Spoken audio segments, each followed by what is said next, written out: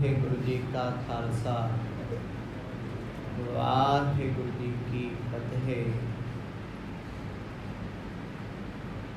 सतगुरां दी पावन गोद विच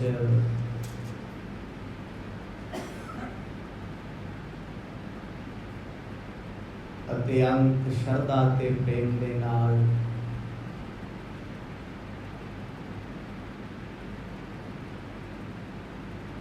संध्या दे दीवाना विच आप जी जुड़ बैठे हो।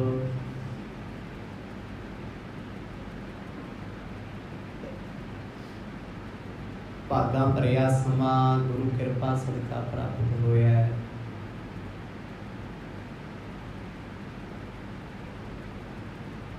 आओ इन्हां घड़ियां नूं सफलियां बनाइए।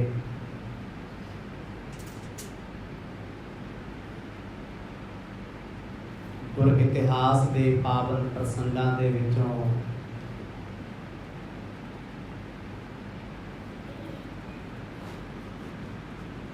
कल दे दीवाना विच आप जी ने सरवण कीता सी।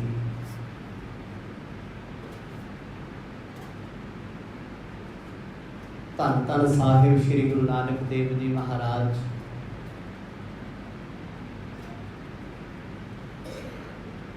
ਅਤੇ ਨਾਰਦ ਮੁਨੀ जी ਦੇ ਵਿੱਚ ਹੋਈ ਵਿਚਾਰ ਗੋਸ਼ਟੀ,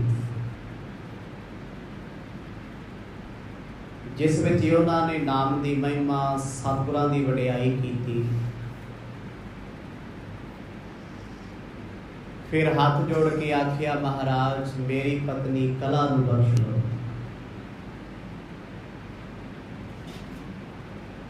ਗੁਰੂ ਨਾਨਕ ਸਾਹਿਬ ਮਹਾਰਾਜ ਆਖਣ ਲੱਗੇ, ਭਾਈ 6ਵੇਂ ਜਾਮੇ ਵਿੱਚ ਅਤੇ 10ਵੇਂ ਜਾਮੇ ਵਿੱਚ ਜੰਗ ਯੁੱਧ ਕਰਾਂਗੇ। ਫਿਰ ਇਹਨੂੰ ਉਸ ਵੇਲੇ ਇਹਦਾ ਭੋਜਨ ਪ੍ਰਾਪਤ ਹੋ ਜਾਏ। ਸਤਿਗੁਰਾਂ ਤੋਂ ਇਹ ਬਚਨ ਲੈ ਕੇ ਬੜੇ ਪ੍ਰਸੰਨ ਹੋਏ। ਆਗਿਆ ਲੈ ਕੇ ਆਪਣੀ ਨਗਰੀ ਚਲੇ ਗਏ। ਇਹਨਾਂ ਸਾਰੇ ਪ੍ਰਕਰਨਾਂ ਨੂੰ ਆਪ ਜੀ ਨੇ ਬੜੇ ਵਿਸਥਾਰ ਸਹਿਤ ਸਰਵਣ ਕੀਤਾ ਹੈ। ਆਓ ਕੁਝ ਸਮਾਂ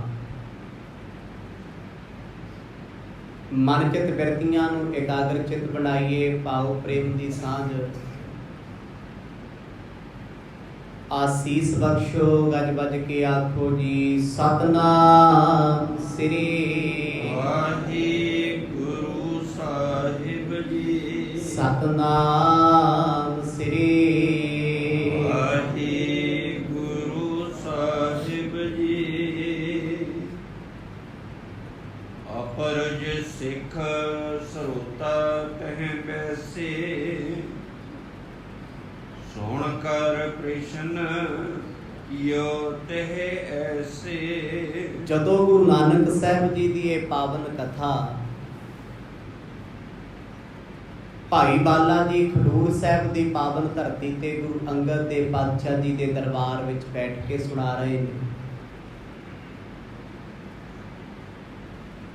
ਦੀਨ ਦੁਨੀਆ ਦੇ ਮਾਲਕ ਦੂਜੇ ਪਾਤਸ਼ਾਹ ਬੜੇ ਪਿਆਰ ਵਿੱਚ ਮੁਹੱਬਤ ਵਿੱਚ ਭਿੱਜ ਕੇ ਇਸ ਕਥਾ ਦਾ ਆਨੰਦ ਮਾਣ ਰਹੇ ਨੇ। ਹੁਣ ਜਿੰਨੇ ਵੀ ਸਰੋਤੇ ਬੈਠੇ ਨੇ, ਜਿਨ੍ਹਾਂ ਵਿੱਚੋਂ ਬ੍ਰਹਮ ਗਿਆਨੀ ਸਿੱਖ ਬਾਬਾ ਬੁੱਢਾ ਜੀ, ਸਤਿਗੁਰਾਂ ਦੇ ਲਾਂਗਰੀ ਸਿੱਖ ਭਾਈ ਜੀਵਾ ਜੀ, ਭਾਈ ਢਿੰਗਾ ਨਾਈ ਤੇ ਭਾਈ ਪੈੜਾ ਜੀ ਵਰਗੇ ਗੁਰਮੁਖ, ਪਾਰੋ ਜੁਲਕਾ ਵਰਗੀਆਂ ਰੱਬੀ ਰੂਹਾਂ ਜਦੋਂ ਦਰਬਾਰ ਵਿੱਚ ਬੈਠੀਆਂ ਨੇ, ਉਹਨਾਂ ਦੇ ਮਨ ਵਿੱਚ ਇੱਕ ਫੁਰਨਾ ਉੱਠਿਆ ਵੀ ਨਾਮ ਦੀ ਮਹਿਮਾ ਦਾ ਜ਼ਿਕਰ ਨਾਰਦ ਮੁਨੀ ਜੀ ਨੇ ਸਤਿਯੁਗ ਤੋਂ ਕੀਤਾ ਹੈ। ਫਿਰ ਨਾਮ ਕਲਯੁਗ ਵਿੱਚ ਪ੍ਰਧਾਨ ਕਿਉਂ? ਪ੍ਰਧਾਨਗੀ ਤੇ ਤਾਂ ਹੋਵੇ ਨਾ ਵੀ ਜੇ ਸਤਿਯੁਗ ਦੁਆਪਰ ਤੇ ਤ੍ਰੇਤੇ ਵਿੱਚ ਕੋਈ ਨਾਮ ਨਹੀਂ ਜਪਦਾ ਤੇ ਹੁਣ ਨਾਮ ਜਪਣਾ। ਪਹਿਲਿਆਂ ਯੁੱਗਾਂ ਵਿੱਚ ਵੀ ਸਿਮਰਨ ਕੀਤਾ ਜਾਂਦਾ ਸੀ, ਬੰਦਗੀ ਕੀਤੀ ਜਾਂਦੀ ਸੀ, ਪਰ ਇਸ ਕਲਯੁਗ ਵਿੱਚ ਹੀ ਇਹਨੂੰ ਪ੍ਰਧਾਨਤਾ ਕਿਉਂ ਮਿਲੀ? ਜਗਿਆਸੂਆਂ ਦੇ ਅੰਦਰ, ਕਥਾ ਸੁਣਨ ਵਾਲੇ ਸਰੋਤਿਆਂ ਦੇ ਮਨ ਵਿੱਚ ਇਹ ਸਵਾਲ ਆਇਆ। ਉਹਨਾਂ ਗੁਰੂ ਅੰਗਦ ਦੇ ਪਾਤਸ਼ਾਹ ਨੂੰ ਬੇਨਤੀ ਕੀਤੀ, ਮਹਾਰਾਜ ਕਿਰਪਾ ਸਾਡੇ ਅੰਦਰ ਜੋ ਸ਼ੰਕਾ ਪ੍ਰਗਟ ਹੋਇਆ ਇਹਨੂੰ ਨਿਵਰਤ ਕਰ ਦਿਓ। ਨਾਰਦ ਮੁਨੀ ਉਸਤਤ ਗੁਰੂ ਭਾਖੀ, ਮਹਿਮਾ ਨਾਮ ਚਤੁਰ ਜੁਗ ਰਾਖੀ। ਹੁਣ ਨਾਰਦ ਮੁਨੀ ਜੀ ਨੇ ਜਿੱਥੇ ਮਹਿਮਾ ਕੀਤੀ ਆ ਉਹਨਾਂ ਜੁਗਾਂ ਦੀ, ਉਹਨਾਂ ਧਰਮਾਂ ਦੀ, ਉਹਨਾਂ ਲੋਕਾਂ ਦੀ ਜੋ ਧਰਮ ਨਾਲ ਜੁੜੇ ਸਨ, ਉਹ ਨਾਲ ਨਾਲ ਨਾਮ ਦਾ ਜ਼ਿਕਰ ਕਰਦੇ ਰਹੇ, ਨਾਮ ਦੀ ਮਹਿਮਾ ਕਰਦੇ ਰਹੇ।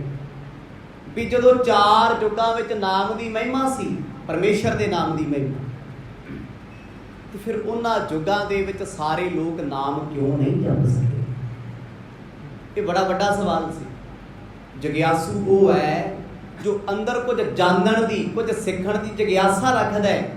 ਗੁਰੂ ਅੰਗਦ ਦੇ ਪਾਤਸ਼ਾਹ ਸੁਣ ਕੇ ਬੜੇ ਖੁਸ਼ ਹੋਏ, ਆਖਣ ਲੱਗੇ, ਸਿੱਖੋ ਸਾਨੂੰ ਉਮੀਦ ਸੀ ਤੁਸੀਂ ਇਹ ਜ਼ਰੂਰ ਜਾਣਨਾ ਚਾਹੋਗੇ, ਤੁਹਾਡੇ ਅੰਦਰ ਜਾਣਨ ਦੀ ਚਾਹਤ ਹੈ। ਤਾਂ ਮੈਂ ਅਰਥ ਲਿਖਾਇਓ ਐਸੇ, ਬਿਨਾ ਨਾਮ ਕੇ ਮੁਕਤ ਨ ਕੈਸੇ। ਪਰ ਇਹ ਗੱਲ ਨਾਲ ਨਾਲ ਹੈ ਵੀ ਜਦੋਂ ਜਪ, ਤਪ, ਸੰਜਮ ਸਾਰਾ ਕੁਝ ਹੀ ਕਰਦੇ ਰਹੇ ਲੋਕ, ਫਿਰ ਇਹ ਗੱਲ ਨਾਲ ਨਾਲ ਚੱਲਦੀ ਰਹੀ ਹੈ ਵੀ ਨਾਮ ਤੋਂ ਬਿਨਾ ਮੁਕਤੀ ਨਹੀਂ। ਸਪਸ਼ਟ ਗੱਲ ਹੈ। ਜੋ ਸਿੱਖ ਪੁੱਛਣਾ ਚਾਹੁੰਦੇ ਆ ਵੀ ਜੇ ਨਾਮ ਜਪਣਾ ਅਤ ਜ਼ਰੂਰੀ ਹੈ, ਫਿਰ ਜਪ ਤਪ ਸੰਜਮ ਦੀ ਲੋੜ ਕੀ ਹੈ? ਦਾਨ ਪੁੰਨ ਇਹਨਾਂ ਚੀਜ਼ਾਂ ਦੀ ਜ਼ਰੂਰਤ ਕੀ ਸੀ? ਜਦੋਂ ਨਾਮ ਵੱਡਾ ਹੈ, ਨਾਮ ਜਪਣ ਵਾਲਾ ਨਾਮੀ ਰੱਬ ਦਾ ਰੂਪ ਹੋ ਜਾਂਦਾ ਹੈ, ਤੇ ਬਾਕੀ ਚੀਜ਼ਾਂ ਦੇ ਵਾਸਤੇ ਲੋਕਾਂ ਸਮਾਂ ਕਿਉਂ ਖਰਾਬ ਕੀਤਾ? ਕੋਈ ਤਪੱਸਿਆ ਕਰੀਦਾ, ਕੋਈ ਕਠੋਰ ਤਪ ਕਰਦਾ ਸੀ। ਇਹ ਭਾਵ ਹੈ ਸਿੱਖਾਂ ਦੇ ਅੰਦਰ ਪੁੱਛਣ ਦਾ। ਗੁਰੂ ਸਾਹਿਬ ਕਹਿੰਦੇ ਸਾਨੂੰ ਖੁਸ਼ੀ ਹੋਈ ਤੁਹਾਡੇ ਅੰਦਰ ਇਹ ਦੀਰਘ ਦ੍ਰਿਸ਼ਟੀ ਹੈ, ਤੁਸੀਂ ਹਰ ਗੱਲ ਦੀ ਤਹਿ ਤੇ ਜਾ ਰਹੇ ਹੋ, ਕਿਉਂਕਿ ਉਹਨਾਂ ਸੁਣਿਆ ਵੀ ਨਾਰਦ ਮੁਨੀ ਰੱਬ ਦੇ ਨਾਮ ਦੀ ਮਹਿਮਾ ਕਰ ਰਹੇ ਆ। ਅੱਜ ਵੀ ਗੁਰੂ ਨਾਨਕ ਸਾਹਿਬ ਦੇ ਸਨਮੁਖ ਬੈਠ ਕੇ ਉਹ ਪ੍ਰਮਾਤਮਾ ਦੀ ਸਿਫਤ ਕਰਦੇ ਆ। ਫਿਰ ਪੁਰਾਣੇ ਯੁੱਗਾਂ 'ਚ ਲੋਕਾਂ ਨੂੰ ਸਮਝ ਕਿਉਂ ਨਹੀਂ ਆਈ ਵੀ ਨਾਮ ਜਪਣਾ ਜ਼ਰੂਰੀ ਹੈ? ਇਹ ਖਿਆਲ ਸੀ ਸਿੱਖਾਂ ਜੋ ਬੜਾ ਗਹਿਰਾ ਹੈ, ਜੋ ਇੱਕ ਜਵਾਬ ਮੰਗਦਾ ਏ। ਜੇ ਗਤ ਦੇਨ ਨ ਸਮਰਥ ਦੂਜਾ, ਕਿਉਂ ਤਬ ਕਹੇ ਜੋਗ ਜਗ ਪੂਜਾ। ਗੁਰੂ ਅੰਗਦ ਦੇ ਪਾਤਸ਼ਾਹ ਕਹਿੰਦੇ ਭਾਈ ਇਹ ਸਵਾਲ ਦਾ ਜਵਾਬ ਵੀ ਮਹਾਂਪੁਰਖ ਭਾਈ ਬਾਲਾ ਜੀ ਦੇਣਗੇ, ਜਿਨ੍ਹਾਂ ਇੰਨੀ ਪਿਆਰੀ ਕਥਾ ਸੁਣਾਈ ਹੈ, ਗੁਰੂ ਨਾਨਕ ਸਾਹਿਬ ਜੀ ਦਾ ਸੰਗ ਸਾਥ ਦਿੱਤਾ ਏ। ਸਿੱਖਾਂ ਦਾ ਸਵਾਲ ਸੀ ਜੇ ਨਾਮ ਦੀ ਮਹਿਮਾ ਵੱਡੀ ਹੈ, ਫਿਰ ਜਪ ਤਪ ਅਤੇ ਯੋਗ ਇਹ ਕਰਨ ਦੀ ਕੀ ਲੋੜ ਸੀ? ਕਿਉਂਕਿ ਜ਼ਿਆਦਾਤਰ ਯੋਗੀਆਂ ਨੇ ਯੋਗ ਕਰਵਾਇਆ। ਸਤਯੁਗ ਦੁਆਪਰ ਤ੍ਰੇਤੇ ਵਿੱਚ ਲੋਕ ਦਾਨੀ ਸਨ, ਪੁੰਨੀ ਸਨ, ਪਰ ਨਾਮ ਘੱਟ ਜਪਦੇ ਸੀ। ਨਾਮ ਜਪਣ ਵਾਲੀਆਂ ਉਦੋਂ ਵਿਰਲੀਆਂ ਰੂਹਾਂ ਸੀ, ਕੋਈ ਜੰਗਲਾਂ ਵਿੱਚ ਬਹਿ ਕੇ ਜਪਦਾ, ਕੋਈ ਪਹਾੜਾਂ ਵਿੱਚ, ਕਿਉਂਕਿ ਉਦੋਂ ਗ੍ਰਸਥ ਧਰਮ ਦਾ ਕੋਈ ਮਾਹੌਲ ਨਹੀਂ ਸੀ। ਜ਼ਿਆਦਾਤਰ ਰੱਬ ਦੀ ਪ੍ਰਾਪਤੀ ਵਾਸਤੇ ਲੋਕ ਜੰਗਲਾਂ ਨੂੰ ਜਾਂਦੇ ਸੀ। ਤਾਈਓ ਫਿਰ ਬਾਣੀ ਨੇ ਚੋਟ ਮਾਰ ਕੇ ਆਖਿਆ, ਕਾਹੇ ਰੇ ਮਨ ਗੋਚਰ ਜਾਈ, ਸਰਬ ਨਿਵਾਸੀ ਸਦਾ ਅਲੇਪਾ ਤੋਹੀ ਸੰਗ ਨਿਵਾਸਵਾ। ਤੇਰੇ ਅੰਦਰ ਪਰਮਾਤਮਾ ਵਸਦਾ, ਤੂੰ ਜੰਗਲਾਂ 'ਚ ਕਿਉਂ ਤੁਰਦਾ ਫਿਰਦਾ? ਪਰ ਇੱਥੇ ਕਰਵਾਇਤ ਬਣੀ ਹੋਈ ਸੀ। ਇਹ ਸਵਾਲ ਬੜਾ ਗਹਿਰਾ ਸੀ। ਸਿੱਖਾਂ ਨੇ ਉਹ ਪਕੜ ਲਿਆ ਵੀ ਨਾਮ ਦੇ ਨਾਲ ਨਾਲ ਜਪ ਤਪ ਅਤੇ ਯੋਗ ਲੋਕਾਂ ਕਿਉਂ ਕਮਾਇਆ ਏ। ਐ ਜੋਗ ਵਿਖੇ ਨਾਮ ਕੇ ਸੰਗਾ, ਦੁਤੀਆ ਉਪਾਇ ਕਹੇ ਸਰਬੰਗਾ। ਕਿਰਪਾ ਕਰਕੇ ਇਸ ਗੱਲ ਦਾ ਜਵਾਬ ਦਿਓ ਵੀ ਜਦੋਂ ਨਾਮ ਵੱਡਾ ਹੈ, ਇਹ 'ਚ ਕੋਈ ਸ਼ੱਕ ਨਹੀਂ, ਰੱਬ ਨਾਲੋਂ ਰੱਬ ਦਾ ਨਾਮ ਵੱਡਾ ਹੈ, ਪਰਮੇਸ਼ਰ ਦੀ ਸਿਫਤ ਉਹ ਤੋਂ ਵੱਡੀ ਹੈ, ਮੰਨਣ ਵਾਲੇ ਮੰਨਦੇ। ਫਿਰ ਇਹ ਐਡੀਸ਼ਨਲ ਚੀਜ਼ਾਂ ਕਿਉਂ? ਯੋਗ ਕਮਾਉਣ ਦੀ ਲੋੜ ਕੀ ਸੀ? ਦਾਨ ਦੇ ਚੱਕਰਾਂ 'ਚ ਲੋਕੀ ਕਿਉਂ ਪਏ ਰਹੇ? ਕਿਉਂਕਿ ਕਲਯੁਗ ਵਿੱਚ ਵੀ ਦੁਨੀਆ ਨਾਮ ਜਪਦੀ ਆ ਤੇ ਉਦੋਂ ਵੀ ਜਪਦੇ ਸੀ। ਜਪਣ ਵਾਲੇ ਤੇ ਜਪ ਹੀ ਰਹੇ ਸੀ ਨਾ। ਪਾਪ ਕਰਨ ਵਾਲੇ ਅੱਜ ਵੀ ਪਾਪ ਕਰਦੇ ਆ, ਬੰਦਗੀ ਵਾਲੇ ਅੱਜ ਵੀ ਬੰਦਗੀ ਕਰਦੇ। ਗੁਰੂ ਨਾਨਕ ਸਾਹਿਬ ਮਹਾਰਾਜ ਜਿਨ੍ਹਾਂ ਦੇ ਨਾਲ ਰਹਿ ਕੇ ਭਾਈ ਬਾਲਾ ਜੀ ਨੇ ਆਪਣਾ ਜੀਵਨ ਵੀ ਕਮਾਇਆ ਹੋਇਆ ਹੈ, ਰੱਬ ਨਾਲ ਰਹਿ ਕੇ ਰੱਬ ਦਾ ਰੂਪ ਹੋ ਗਏ। ਉਹ ਇਹਨਾਂ ਸਵਾਲਾਂ ਨੂੰ ਸੁਣ ਕੇ ਬੜੇ ਪ੍ਰਸੰਨ ਹੋਏ। ਕਹਿੰਦੇ ਸਿੱਖੋ ਮੈਨੂੰ ਉਮੀਦ ਸੀ ਤੁਸੀਂ ਪੁੱਛੋਗੇ, ਕਿਉਂਕਿ ਇਹ ਰੱਬ ਦੇ ਨਾਮ ਦੀਆਂ ਰੰਗੀਆਂ ਰੂਹਾਂ ਨੇ।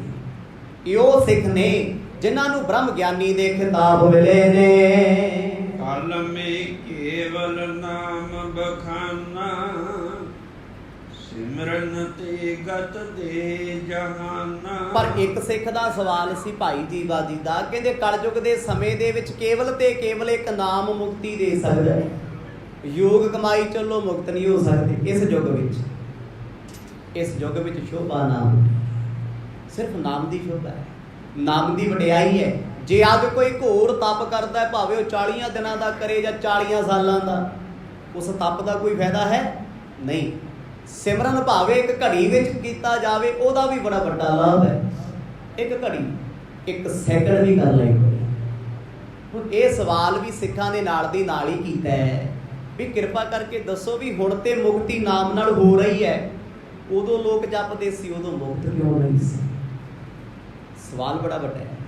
ਸਿਮਰਨ ਅੱਜ ਵੀ ਕਰ ਰਹੇ ਆ, ਸਿਮਰਨ ਸਤਿਯੁਗ ਵਿੱਚ ਵੀ ਹੋਇਆ, ਦੁਆਪਰ ਤ੍ਰੇਤੇ ਵਿੱਚ ਵੀ ਹੋਇਆ, ਉਦੋਂ ਇੰਨੇ ਲੋਕ ਮੁਕਤ ਕਿਉਂ ਨਹੀਂ ਹੋਏ ਜਿੰਨੇ ਹੋਣੇ ਚਾਹੀਦੇ ਸੀ? ਕਿਉਂਕਿ ਨਾਮ ਜਪਣ ਦੀ ਕੋਸ਼ਿਸ਼ ਹਰ ਕੋਈ ਕਰਦਾ ਸੀ। ਕੋਈ ਹਰੀ ਹਰੀ ਜਪਦਾ ਸੀ, ਕੋਈ ਰਾਮ ਰਾਮ ਜਪਦਾ ਸੀ, ਕੋਈ ਵਾਸਦੇਵ ਜਪਦਾ ਸੀ। ਸਭ ਨੇ ਪਰਮਾਤਮਾ ਨੂੰ ਆਰਾਧਿਆ ਏ। ਸਰੋਤਨ ਕੋ ਸੁਣ ਪ੍ਰਸ਼ਨ ਵਿਸਾਲਾ, ਉਤਰ ਕਹਿਤ ਭਇਓ ਤਬ ਬਾਲਾ। ਭਾਈ ਬਾਲਾ ਜੀ ਨੇ ਸਤਿਗੁਰਾਂ ਤੋਂ ਆਗਿਆ ਮੰਗੀ, ਸੱਚੇ ਪਾਤਸ਼ਾਹ ਜੀ ਆਪ ਜੀ ਦਾ ਹੁਕਮ ਹੋਵੇ ਤੇ ਜਵਾਬ ਦੇ ਦਈਏ, ਕਿਉਂਕਿ ਹਜ਼ੂਰੀ ਗੁਰੂ ਪਾਤਸ਼ਾਹ ਦੀ ਹੈ। ਸਤਿਗੁਰਾਂ ਦੀ ਆਗਿਆ ਤੋਂ ਬਗੈਰ ਸਿੱਖ ਕੋਈ ਕਰਮ ਨਹੀਂ ਕਰਦਾ। ਗੁਰੂ ਅੰਗਦ ਦੇਵ ਮਹਾਰਾਜ ਨੇ ਮੁਸਕਰਾ ਕੇ ਇਸ਼ਾਰਾ ਕੀਤਾ, ਕਿਉਂਕਿ ਸਤਿਗੁਰ ਜੀ ਸਰੋਤਿਆਂ ਦੇ ਵਾਂਗ ਸੁਣਦੇ ਨੇ, ਕਦੇ ਨਹੀਂ ਮਾਣ ਵਿਖਾਇਆ ਸੀ ਗੁਰੂਆਂ ਸੀ ਤੇ ਗੁਰੂ ਨਾਨਕ ਦਾ ਰੂਪ ਆ, ਤੇ ਸਾਨੂੰ ਕੀ ਲੋੜ ਹੈ ਕਥਾ ਸੁਣ? ਕਥਾ ਹੀ ਤੇ ਵੱਡੀ ਹੈ। ਜਿਸ ਦਿਨ ਕਥਾ ਗੁਰੂ ਦੀ ਸੁਣਦੇ ਸੁਣਦੇ ਜੀਵਨ ਵੱਡਾ ਹੋ ਗਿਆ, ਉਸ ਦਿਨ ਸਮਝ ਆਉਣੀ ਸਾਡਾ ਗੁਰੂ ਕੌਣ ਹੈ, ਸਿੱਖ ਕੌਣ ਹੈ, ਤੇ ਗੁਰੂ ਪਾਤਸ਼ਾਹ ਨੇ ਸਾਡੇ ਲਈ ਕੀ ਕੁਝ। ਜਦੋਂ ਗੁਰੂ ਬਾਬਾ ਜੀ ਨੇ ਇਸ਼ਾਰਾ ਕਰ ਦਿੱਤਾ, ਭਾਈ ਬਾਲਾ ਜੀ ਨੇ ਫੇਰ ਲਾਇਆ ਚੌਂਕਾ, ਨੇਤਰ ਕੀਤੇ ਨੇ ਬੰਦ, ਦੋਨੋਂ ਹੱਥ ਜੋੜ ਕੇ ਉਸ ਬਿਸਮਾਦ ਰੰਗ ਵਿੱਚ ਭਿੱਜ ਕੇ ਉਹਨਾਂ ਫਿਰ ਜਵਾਬ ਦੇਣੇ ਸ਼ੁਰੂ ਕੀਤੇ। ਸੁਣਿਓ ਸਿੱਖ ਸਤਿਗੁਰ ਕੇ ਪਿਆਰੇ, ਜਿਉ ਮੈਂ ਸੁਣੀ ਸੋ ਕਹੂੰ ਉਚਾਰੇ। ਪਹਿਲਾ ਬਚਨ ਸੀ, ਸੁਣੋ ਗੁਰੂ ਦੇ ਪਿਆਰੇ ਸਿੱਖੋ, ਮੈਂ ਉਹ ਹੀ ਸੁਣਾਵਾਂਗਾ ਜੋ ਮੇਰੇ ਸਤਿਗੁਰਾਂ ਨੇ ਮੈਨੂੰ ਦੱਸਿਆ ਤੇ ਸਿਖਾਇਆ ਹੈ। ਮੈਂ ਆਪਣੀ ਮੱਤ ਤੇ ਆਪਣੇ ਗਿਆਨ ਦਾ ਘੋਟਾ ਨਹੀਂ ਲਾਉਣਾ, ਮੈਂ ਆਪਣੀ ਸਮਝ ਦੇ ਮੁਤਾਬਕ ਤੁਹਾਨੂੰ ਨਹੀਂ ਦੱਸਣਾ, ਮੈਂ ਉਹ ਹੀ ਦੱਸਾਂਗਾ ਜੋ ਮੈਂ ਗੁਰੂ ਨਾਨਕ ਪਾਤਸ਼ਾਹ ਜੀ ਦੇ ਕੋਲੋਂ ਨਾਲ ਰਹਿ ਕੇ ਸਿੱਖਿਆ ਏ। ਵੈ ਨਰ ਕੋ ਭਾਸੂਰ ਅਪਾਰਾ, ਏਕ ਰੰਗ ਇੱਕ ਧਨੀ ਉਦਾਰਾ। ਉਹਨਾਂ ਫਿਰ ਇੱਕ ਪ੍ਰਮਾਣ ਦਿੱਤਾ ਭਾਈ ਬਾਲਾ ਜੀ ਨੇ, ਕਿਉਂਕਿ ਦੁਨੀਆ ਦੇ ਵਿੱਚ ਹਰ ਚੀਜ਼ ਲਈ ਐਗਜ਼ਾਮਪਲ ਦੀ ਲੋੜ ਹੈ, ਪ੍ਰਮਾਣ ਦੀ ਲੋੜ ਹੈ। ਤੁਸੀਂ ਕਹੋਗੇ ਪ੍ਰਮਾਣ ਜ਼ਰੂਰੀ ਹੈ, ਬਿਲਕੁਲ ਜ਼ਰੂਰੀ ਹੈ। ਅੱਜ ਦੀਆਂ ਕੋਰਟ ਕਚਹਿਰੀਆਂ ਵਿੱਚ ਚਲੇ ਜਾਓ, ਪੁਰਾਣੇ ਕੇਸਾਂ ਦੇ ਪ੍ਰਮਾਣ ਦਿੱਤੇ ਜਾਂਦੇ ਆ ਵੀ ਜੇ ਇਸ ਕੇਸ ਵਿੱਚ ਉਹ ਬੰਦਾ ਇਹ ਕ੍ਰਾਈਮ ਕਰਕੇ ਬਰੀ ਹੋਇਆ ਤੇ ਇਹਦੇ 'ਚ ਕਿਉਂ ਨਹੀਂ, ਆਹ ਕੰਮ ਕਰਕੇ ਐਦਾਂ ਹੋ ਸਕਦਾ ਤੇ ਇਦਾਂ ਕਿਉਂ ਨਹੀਂ। ਦੋਨੇ ਧਿਰਾਂ ਦੇ ਵਕੀਲ ਬਹਿਸ ਕਰਦੇ ਆ, ਕ੍ਰਾਸ ਕਰਦੇ ਆ, ਸਿਰਫ ਐਗਜ਼ਾਮਪਲ। ਤੇ ਧਰਮ ਦੀ ਦੁਨੀਆ ਦੇ ਵਿੱਚ ਪ੍ਰਕਰਨ ਬਹੁਤ ਵੱਡੇ ਆ, ਐਗਜ਼ਾਮਪਲ ਬਹੁਤ ਵੱਡੀ ਹੈ। ਗੁਰਬਾਣੀ ਪੜ੍ਹ ਕੇ ਵੇਖੋ ਕਿੰਨੇ ਪ੍ਰਮਾਣ ਸਤਿਗੁਰਾਂ ਨੇ ਦਿੱਤੇ ਨੇ। ਆਪਾਂ ਨਿਤ ਸੋਦਰ ਪੜ੍ਹਦੇ ਆ, ਪਹਿਲੇ ਸ਼ਬਦ ਵਿੱਚ ਹੀ ਕਿੰਨੀਆਂ ਐਗਜ਼ਾਮਪਲਸ ਨੇ। ਹਰ ਜੁਗ ਜੁਗ ਭਗਤੀ ਉਪਾਇਆ, ਪੈਜ ਰੱਖਦਾ ਆਇਆ ਰਾਮ ਰਾਜੇ। ਰਾਮ ਰਾਜੇ ਨੇ ਕਿਵੇਂ ਪੈਜ ਰੱਖੀ? ਹਰਨਾਕਸ਼ ਦੁਸ਼ਟ ਹਰ ਮਾਰਿਆ, ਪ੍ਰਹਿਲਾਦ ਤਰਾਇਆ, ਅਹੰਕਾਰੀਆਂ ਨਿੰਦਕਾਂ ਪਿੱਠ ਦੇ ਨਾਮ ਦਿਓ ਮੁਖ ਲਾਇਆ। ਕਿਵੇਂ ਭਗਤ ਨਾਮਦੇਵ ਨੂੰ ਮੁਖ ਲਾਇਆ, ਕਿਵੇਂ ਹੰਕਾਰੀਆਂ ਨੂੰ ਪਿੱਠ ਦਿੱਤੀ ਹੈ। ਇਹ ਸਭ ਪ੍ਰਮਾਣ ਹਨ। ਸੈਂਕੜੇ ਪ੍ਰਮਾਣ, ਹਜ਼ਾਰਾਂ ਗੁਰੂ ਕੀ ਬਾਣੀ ਦੇ ਬਖਸ਼ਿਸ਼ ਕੀਤੇ। ਉਹ ਪੁਰਾਣਿਆਂ ਯੁੱਗਾਂ ਦੇ ਵੀ ਨੇ, ਚੱਲ ਰਹੇ ਵਕਤ ਦੇ ਵੀ ਨੇ, ਆਉਣ ਵਾਲੇ ਸਮੇਂ ਦੇ ਵੀ ਹਨ। ਕਿਉਂਕਿ ਗੁਰਬਾਣੀ ਕਿਸੇ ਇੱਕ ਪੈਰਾਮੀਟਰ ਦੇ ਆਧਾਰਿਤ ਨਹੀਂ ਹੈ, ਇਹ ਤੇ ਖੰਡਾਂ ਬ੍ਰਹਿਮੰਡਾਂ ਦੀ ਬਾਣੀ ਹੈ। ਰਹਿੰਦੀ ਦੁਨੀਆ ਤੱਕ ਇਸ ਬਾਣੀ ਦਾ ਹਰ ਬਚਨ ਸਦਾ ਸੱਚ ਰਹਿਣਾ ਹੈ। ਭਾਈ ਬਾਲਾ ਜੀ ਆਖਣ ਲੱਗੇ, ਕਹਿੰਦੇ ਭਾਈ ਇੱਕ ਵੈਦ ਕੋਲ ਦੋ ਤਰ੍ਹਾਂ ਦੇ ਰੋਗੀ ਆਏ ਨੇ, ਪਰ ਰੋਗ ਦੋਨਾਂ ਨੂੰ ਇੱਕੋ ਹੀ ਹੈ। ਐਗਜ਼ਾਮਪਲ ਸਮਝਣ ਵਾਸਤੇ, ਅੱਗੇ ਡਾਕਟਰ ਨਹੀਂ ਸੀ ਹੁੰਦੇ, ਵੈਦਗੀ ਕਰਨ ਵਾਲੇ। ਕਿਉਂਕਿ ਆਯੁਰਵੇਦ ਵਿੱਚ ਗੱਲਾਂ 3-4 ਹੀ ਨੇ ਜਿਹੜੀਆਂ ਮੁੱਖ ਨੇ, ਵਾਏ, ਪਿੱਤ, ਕਫ। ਇਹਨਾਂ ਕਰਕੇ ਹੀ ਸਾਰਾ ਕੁਝ। ਹੁਣ ਜਦੋਂ ਵੈਦ ਬੈਠਾ ਹੈ, ਉਹਦੇ ਕੋਲ ਆਉਣ ਵਾਲਾ ਹਰ ਬੰਦਾ ਆਪਣਾ ਰੋਗ ਵਿਖਾਉਂਦਾ ਹੈ, ਉਹ ਨਬਜ਼ ਫੜ ਕੇ ਦੱਸ ਦਿੰਦਾ ਤੈਨੂੰ ਕਿਹੜਾ ਰੋਗ ਹੈ, ਕਿੰਨਾ ਰੋਗ ਹੈ, ਕਿੰਨੀ ਦੇਰ 'ਚ ਹਟ ਸਕਦਾ, ਕੀ ਖਾਣਾ ਕੀ ਛੱਡਣਾ।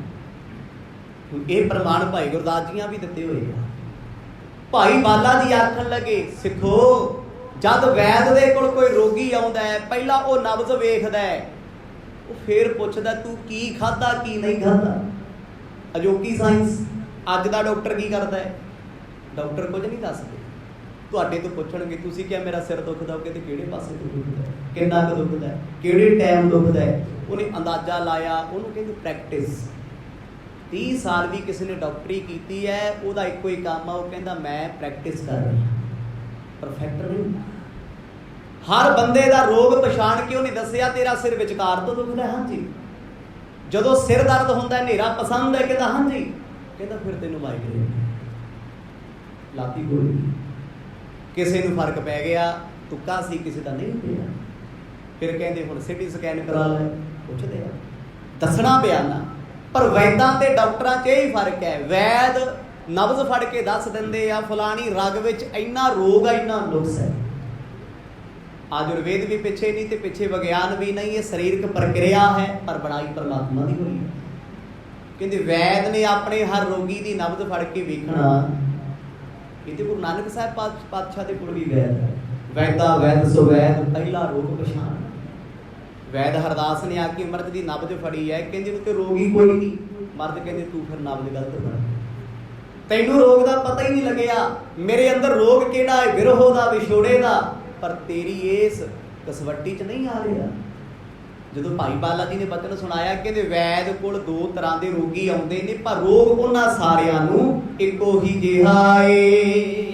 ਭਾਈ ਉਦਰ ਮੈਂ ਬਹੁਤੀ ਪੀਰਾ, ਹਾਏ ਹਾਏ ਕਰ ਹੋਤ ਅਧੀਰਾ। ਰੋਗੀ ਚੱਲ ਕੇ ਵੈਦ ਕੋਲੇ ਆਇਆ, ਹਾਏ ਹਾਏ ਕਰਦਾ ਹੈ, ਕਹਿੰਦਾ ਹਾਏ ਮੇਰੇ ਪੇਟ ਵਿੱਚ ਦਰਦ ਹੈ, ਦੁੱਖ ਹੈ। ਤੇ ਬੰਦਾ ਡਾਕਟਰ ਹਕੀਮ ਵੈਦ ਕੋਲ ਤਾਂ ਜਾਂਦਾ ਮੇਰਾ ਦੁੱਖ ਕੱਟਿਆ ਜਾਊਗਾ, ਰੋਗ ਕੱਟਿਆ ਜਾਊਗਾ। ਕਹਿੰਦੇ ਵੈਦ ਨੇ ਵੀ ਵੇਖਿਆ ਵੀ ਹਾਲਤ ਤੇ ਤਰਸਯੋਗ ਹੈ, ਢਿੱਡ ਦਾ ਦਰਦ ਹੈ, ਪੇਟ ਵਿੱਚ ਸੂਲ ਉੱਠਦਾ ਹੈ, ਜਾਨ ਜਾ ਸਕਦੀ ਪੇਟ ਦੇ ਦਰਦ। ਵੈਦ ਨੇ ਉਹਨੂੰ ਤਸੱਲੀ ਦਿੱਤੀ, ਨਬਜ਼ ਫੜੀ, ਨਬਜ਼ ਫੜ ਕੇ ਕਹਿੰਦਾ ਮੈਨੂੰ ਤੇਰਾ ਰੋਗ ਸਮਝ ਆ ਗਿਆ। ਵੱਡੀ ਗੱਲ ਤੇ ਇਹੀ ਹੈ ਨਾ, ਦੁਨੀਆ PGI ਤੁਰੀ ਫਿਰਦੀ ਹੈ, ਹਰ ਦੁਖੀ ਬੰਦਾ ਜਾਂਦਾ ਹੈ, ਨਿੱਤ ਰਿਪੋਰਟ ਤੇ ਰਿਪੋਰਟ ਹੁੰਦੀ ਆ। ਉਹਦਾ ਭਾਵ ਕੀ ਹੈ ਵੀ ਉਹਦਾ ਦੁੱਖ, ਉਹਦਾ ਰੋਗ ਆਇਡੈਂਟੀਫਾਈ ਕੀਤਾ, ਪ੍ਰੋਬਲਮ ਕੀ ਹੈ, ਦੁੱਖ ਕੀ ਹੈ, ਮੇਨ ਸੈਂਸ ਕੀ ਹੈ ਇਹਦੀ। ਜਿਹਦੀ ਸਮਝ ਆ ਜੇ ਉਹ ਪਹਿਲੇ ਦਿਨ ਦਵਾਈ ਲੱਗ ਜਾਂਦੀ, ਨਾ ਆਵੇ ਤੇ ਕਈ ਵਾਰ ਸਾਲਾਂ ਬਾਅਦ ਹੀ ਕੰਮ ਚੱਲਦਾ। ਜਦੋਂ ਕਹਿੰਦੇ ਰੋਗੀ ਦਾ ਰੋਗ ਵੈਦ ਕੋਲ ਪਹਿਲੇ ਝੱਟੇ ਸਮਝ ਆ ਗਿਆ, ਪਹਿਲੀ ਝੱਟ ਵਿੱਚ ਹੀ ਆਖ ਦਿੱਤਾ, ਕਹਿੰਦਾ ਲੈ ਤੂੰ ਤੰਦਰੁਸਤ ਹੈ।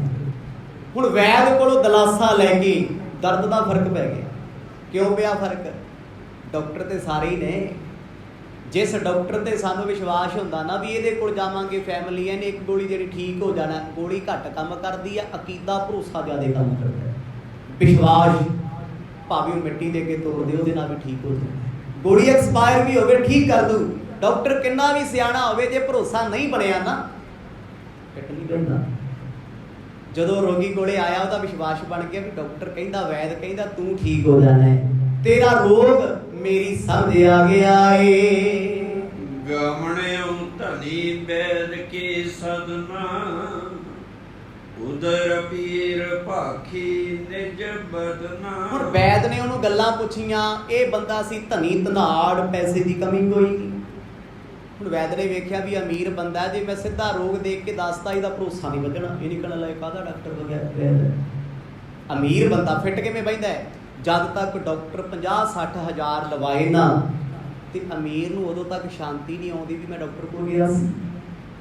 ਉਹਨੇ ਬੇਵਜ੍ਹਾ ਕਹਿਣਾ ਆਹ ਰਿਪੋਰਟ ਕਰਾ ਲਾ, ਆਹ ਵੀ ਟੈਸਟ ਕਰਾ ਲਾ, ਆਹ ਵੀ ਕਰਾ ਲਾ, ਫਲਾਣੀ ਲੈਬ ਤੇ ਜਾਏ, ਆਹ ਦਵਾਈ ਲੈ ਲਾ। ਉਹ ਖੁਸ਼ ਹੋ ਜਾਂਦਾ, ਕਹਿੰਦਾ ਲੈ ਵੀ ਡਾਕਟਰ ਬਹੁਤ ਸਿਆਣਾ ਹੈ, ਕਿਉਂਕਿ ਉਹਨੇ ਅੰਦਰ ਪੈਰ ਰੱਖਣ ਦਾ 500 ਲੈ ਲਿਆ, ਇਸ ਲਈ ਸਿਆਣਾ। ਉਹੀ ਦਵਾਈ ਕੋਈ 20-30 ਰੁਪਏ ਵਿੱਚ ਲਿਖ ਕੇ ਦੇ ਦੇਵੇ ਤੇ ਕਹਿੰਦੇ ਤੇ ਕਮਲਾ ਹੈ ਯਾਰ, ਉਹਦੇ ਕੋਲ ਭੀੜ ਪੈਂਦੀ, ਇਹਨੂੰ ਕੋਈ ਪੁੱਛਦਾ ਨਹੀਂ, ਕਿਉਂ? ਪੈਸੇ ਵੱਧ ਲੈਂਦਾ, ਇਸ ਲਈ ਠੀਕ ਹੋ ਜਾਂਦਾ। ਹੁਣ ਜਦੋਂ ਇਹ ਵੈਦ ਦੇ ਕੋਲ ਆਇਆ ਧਨੀ ਬੰਦਾ, ਹੁਣ ਮਾਇਆ ਵਿੱਚ ਅੰਨੇ ਬੰਦੇ ਨੂੰ ਛੇਤੀ ਕਿਸੇ ਤੇ ਵਿਸ਼ਵਾਸ ਨਹੀਂ ਹੁੰਦਾ। ਉਹ ਆਪਣਿਆਂ ਦੇ ਇਤਬਾਰ ਨਹੀਂ ਕਰਦਾ, ਦੂਜਿਆਂ ਦੇ ਕਿੱਥੋਂ ਕਰਦਾ। ਵੈਦ ਕਹਿੰਦਾ ਮੈਨੂੰ ਤੇਰੀ ਸਮਝ ਆ ਗਈ। ਕਹਿੰਦਾ ਦੱਸੋ ਕੀ ਸਮਝ ਆਈ ਹੈ? ਉਹ ਕਹਿੰਦੇ ਤੇਰੇ ਪੇਟ ਵਿੱਚ ਦਰਦ ਉੱਠਦਾ ਹੈ, ਜਦ ਕੁਝ ਖਾਵੇ ਤਾਂ ਵੀ ਉੱਠਦਾ ਹੈ, ਨਾ ਕੁਝ ਖਾਵੇ ਤਾਂ ਵੀ ਉੱਠਦਾ ਹੈ, ਉੱਠਣ ਵੇਲੇ ਸੌਣ ਵੇਲੇ ਬਹਿਣ ਲੱਗੇ ਦਰਦ ਹੀ ਰਹਿੰਦਾ ਹੈ। ਕਹਿੰਦਾ ਹਾਂਜੀ। ਕਹਿੰਦੇ ਜਦੋਂ ਪੇਟ ਦਬਾ ਲੈਣਾ ਉਦੋਂ ਠੀਕ ਹੁੰਦਾ। ਕਹਿੰਦਾ ਬਿਲਕੁਲ ਸਹੀ ਗੱਲ ਹੈ ਜੀ। ਵੈਦ ਨੇ ਸੋਚਿਆ ਵੀ ਇਹਨੂੰ ਜਿਹੜੀ ਦਵਾਈ ਦੇਣੀ ਤੇ 5-10 ਪੈਸੇ ਦੀ ਹੈ, ਜੇ ਦੇ ਦਿੱਤੀ ਤਾਂ ਭਰੋਸਾ ਨਹੀਂ ਹੁੰਦਾ। ਉਹਨੇ 4 ਗੱਲਾਂ ਕੋਲੋਂ ਹੋਰ ਪੁੱਛੀਆਂ ਤੇ ਕੁਝ ਦਸੀਆਂ। ਕਹਿੰਦੇ ਉਸ ਅਮੀਰ ਬੰਦੇ ਦਾ ਵੈਦ ਤੇ ਬੜਾ ਭਰੋਸਾ ਬਣ ਗਿਆ। ਹੁਣ ਜਿਹੜਾ ਡਾਕਟਰ ਵੱਧ ਗੱਲਾਂ ਕਰੇ, ਤੁਹਾਨੂੰ ਉਲਝਾਵੇ, ਸਾਨੂੰ ਲੱਗਦਾ ਸਿਆਣਾ ਹੀ ਬਹੁਤ ਹੈ, ਇੰਟੈਲੀਜੈਂਟ ਹੈ। ਤੇ ਜਿਹੜਾ ਵੈਦ ਡਾਕਟਰ ਤੁਹਾਡੀ ਹਾਲਤ ਵੇਖ ਕੇ ਦਵਾਈ ਲਿਖਤੀ, ਕਹਿੰਦਾ ਜਾਓ। ਅਸੀਂ ਕਹਿੰਦੇ ਤੂੰ ਮੂਰਖ ਬੰਦਾ ਯਾਰ, ਬੁਲਾਉਂਦਾ ਡੀਲਿੰਗ ਚੱਲਦੀ ਹੈ, ਕਿਉਂਕਿ ਉਹ ਸਿਆਣਾ ਸੀ। ਉਹਨੂੰ ਪਤਾ ਹੈ ਮਰੀਜ਼ ਨਾਲ ਗੱਲਾਂ ਕਰਕੇ ਮੈਨੂੰ ਕੀ ਮਿਲਣਾ ਤੇ ਉਹਨੂੰ ਕੀ ਮਿਲਣਾ, ਟਾਈਮ ਵੇਸਟ ਹੈ, ਕੰਮ ਦਵਾਈ ਨਹੀਂ ਕਰਦਾ। ਵੈਦ ਨੇ ਵੇਖਿਆ ਵੀ ਜੇ ਇਸ ਮਨੁੱਖ ਤਾਈ ਮੈਂ ਸਿੱਧੀ ਦਵਾਈ ਦੇ ਕੇ ਤੋਰ ਦਿੱਤਾ, ਫਰਕ ਇਹਨੂੰ ਨਹੀਂ ਪੈਣਾ। ਇਹ ਵੈਦ ਨੂੰ ਪਤਾ ਹੈ, ਉਹਨੂੰ ਪਤਾ ਇਸ ਗੱਲ ਦਾ। ਕਹਿੰਦੇ ਨੇ 20 ਨੂੰ ਜਾ ਕੇ ਹੋਰ ਕਹਿਣਾ ਵੀ ਉਸ ਵੈਦ ਕੋਲ ਨਾ ਜਾਇਓ ਤੇ ਘਟੀ ਆ। ਇਹ ਪ੍ਰਮਾਣ ਕਾਹਦੇ ਦਿੱਤਾ ਜਾ ਰਿਹਾ ਹੈ? ਤਿੰਨੇ ਯੁੱਗ ਪਹਿਲੇ ਤੇ ਕਲਯੁਗ। ਸਵਾਲ ਕੀ ਹੈ ਵੀ ਨਾਮ ਉਦੋਂ ਵੀ ਜਪਿਆ ਜਾਂਦਾ ਸੀ, ਲੋਕ ਯੋਗ ਤਪ ਦਾਨ ਸੰਜਮ ਕਿਉਂ ਕਰਦੇ ਸੀ? ਪਰ ਹੁਣ ਕਲਯੁਗ ਦੇ ਵਿੱਚ ਗੁਰੂ ਨਾਨਕ ਪਾਤਸ਼ਾਹ ਕਹਿੰਦੇ ਆ ਇਕੱਲਾ ਨਾਮ ਜਪੋ, ਕੁਝ ਵੀ ਕਰਨ ਦੀ ਲੋੜ ਨਹੀਂ, ਉਹਦੇ ਤੇ ਕਰਨਾ। ਹੁਣ ਜਦੋਂ ਵੈਦ ਕੋਲ ਬੈਠਾ, ਕਹਿੰਦੇ ਅਮੀਰ ਬੰਦੇ ਨੂੰ ਅਜੇ ਵੀ ਵੈਦ ਤੇ ਭਰੋਸਾ ਬਹੁਤਾ ਨਹੀਂ ਸੀ। ਕਿਤੇ ਲੱਗਦਾ ਠੀਕ ਕਰਦਾ, ਪਰ ਸੋਚਦਾ ਵੀ ਇਹਦੇ ਕੋਲ ਬਹੁਤੀਆਂ ਦਵਾਈਆਂ ਨਹੀਂ, ਜੜੀਆਂ ਬੂਟੀਆਂ ਨਹੀਂ, ਇਹ ਮੈਥੋਂ ਮੇਰੀਆਂ ਗੱਲਾਂ ਪੁੱਛਦਾ ਏ। ਤੋ ਵੈਦ ਸੋ ਪਰਮ ਸਿਆਣਾ, ਜਾਣੀ ਤੇ ਕੀ ਪੀਰ ਮਹਾਨਾ। ਵੈਦ ਨੇ ਨਬਜ ਫੜ ਕੇ ਜਾਣ ਲਿਆ ਵੀ ਇਹਨੂੰ ਤੇ ਸਿਰਫ ਛੋਟਾ ਜਿਹਾ ਹੀ ਰੋਗ ਹੈ। ਉਹ ਕਾਹਦਾ? ਬਾਏ ਦਾ ਰੋਗ। 45 ਸਾਲਾਂ ਤੋਂ ਬਾਅਦ ਹਰ ਸਰੀਰ ਵਿੱਚ ਜਦ ਵੀ ਕੋਈ ਰੋਗ ਹੋਣਾ, ਵਾਏ ਕਰਕੇ ਹੋਣਾ। 9 ਤੋਂ ਲੈ ਕੇ 10 ਸਾਲ ਦੀ ਉਮਰ ਤੱਕ ਜਿੰਨੇ ਰੋਗ ਹੋਣਗੇ ਉਹ ਕਫ ਕਰਕੇ ਹੋਣਗੇ। 15 ਸਾਲਾਂ ਤੋਂ ਲੈ ਕੇ 35 ਸਾਲਾਂ ਤੱਕ ਜਿੰਨੀਆਂ ਬਿਮਾਰੀਆਂ ਨੇ ਉਹ ਪਿੱਤਾਸ਼ਯ ਕਰਕੇ ਹੋਣਗੇ, ਪਿੱਤ ਕਰਕੇ ਹੋਣਗੇ। ਵੈਦ ਨੇ ਉਮਰ ਵੇਖਿਆ ਤੇ ਢਿੱਡ 'ਚ ਦਰਦ ਹੈ। ਉਹਨੇ ਜਾਣਿਆ ਇਹਨੂੰ ਕੀ ਹੈ।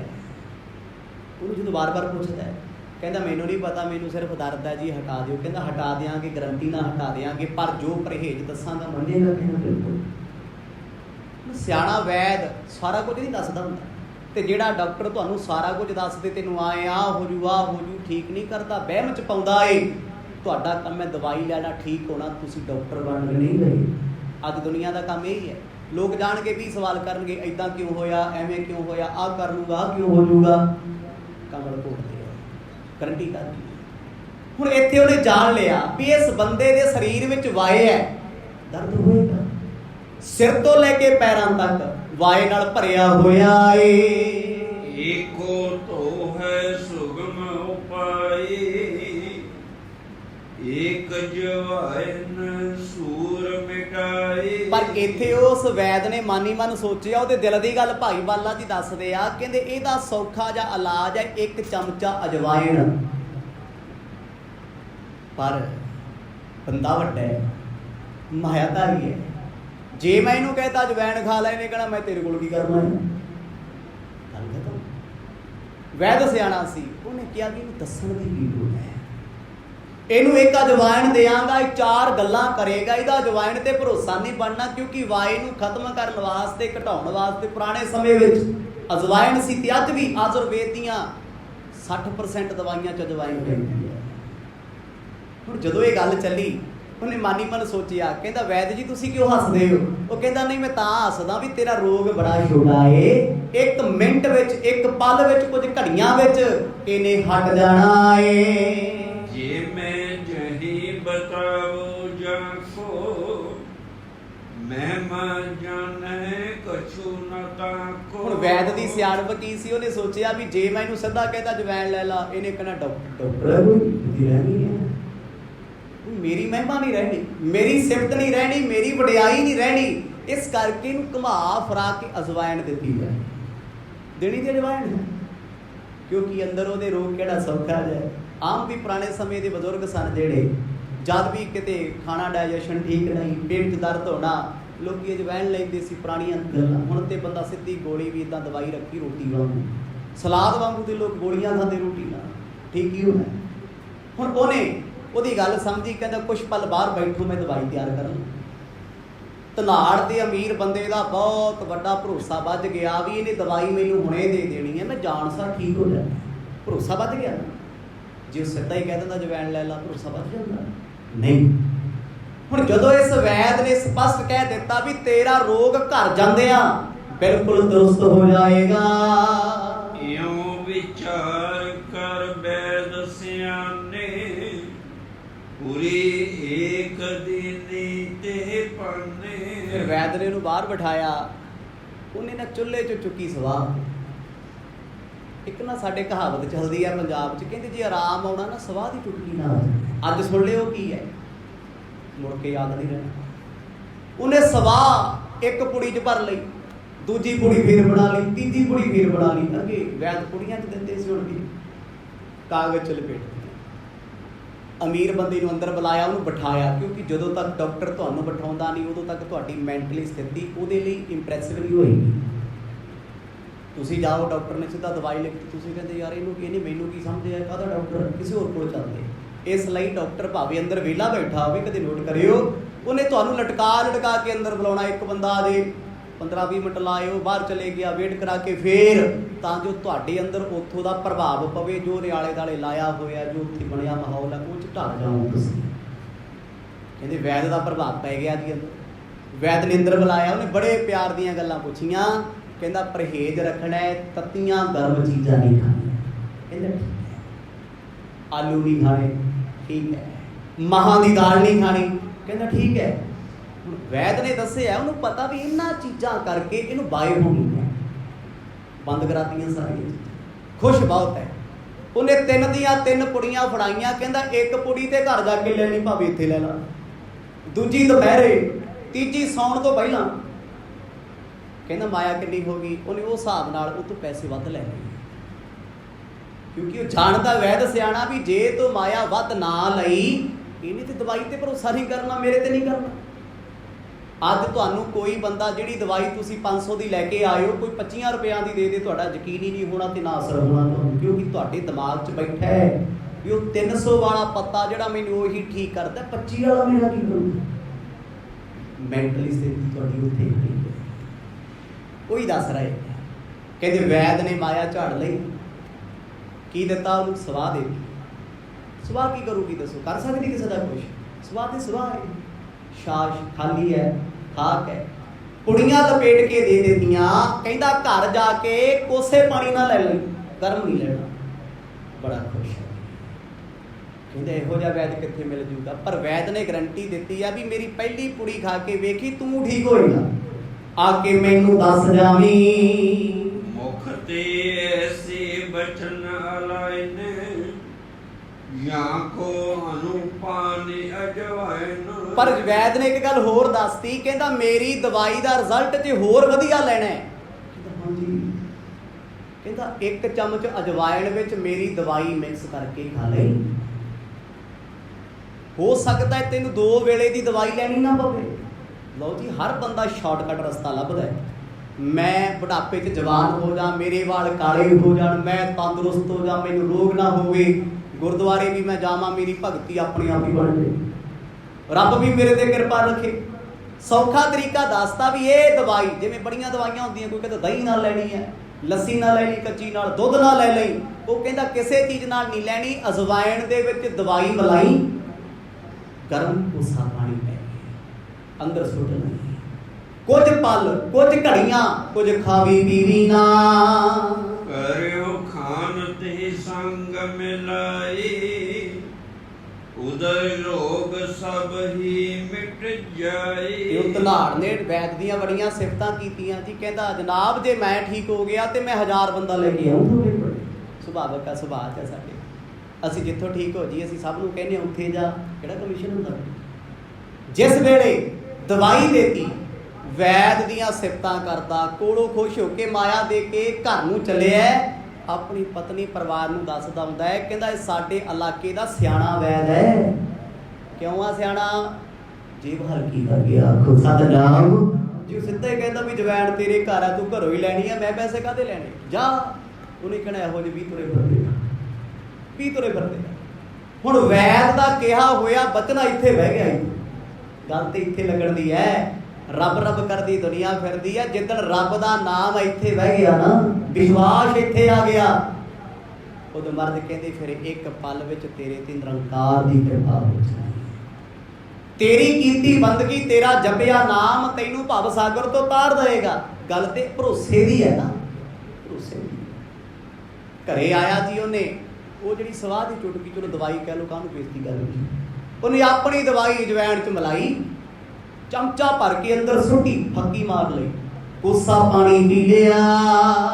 ਲੇਕਰ ਭਲੀ ਆਏ ਨਿਜ ਸਦਨਾ, ਮੇਲ ਜਵਾਇਨ ਖਾਏ ਸੋ ਬਦਨਾ। ਸਵਾਹ ਦੀ ਪੁੜੀ ਜੋ ਬਹੁਤ ਮਹਿੰਗੀ ਦਵਾਈ ਹੈ, ਅਜਵੈਣ ਚ ਮਲਾਈ, ਚਮਚਾ ਭਰ ਕੇ ਅੰਦਰ ਸੁੱਟਿਆ, ਕੋਸਾ ਪਾਣੀ ਪੀਤਾ, ਥੋੜੀ ਦੇਰ ਬਾਅਦ ਢਿੱਡ ਹੋ ਗਿਆ ਨਰਮ, ਕਿਉਂਕਿ ਇਹ ਪਰਮਾਤਮਾ ਦੀਆਂ ਬਣਾਈਆਂ ਦਵਾਈਆਂ, ਕੁਦਰਤ ਦੀਆਂ।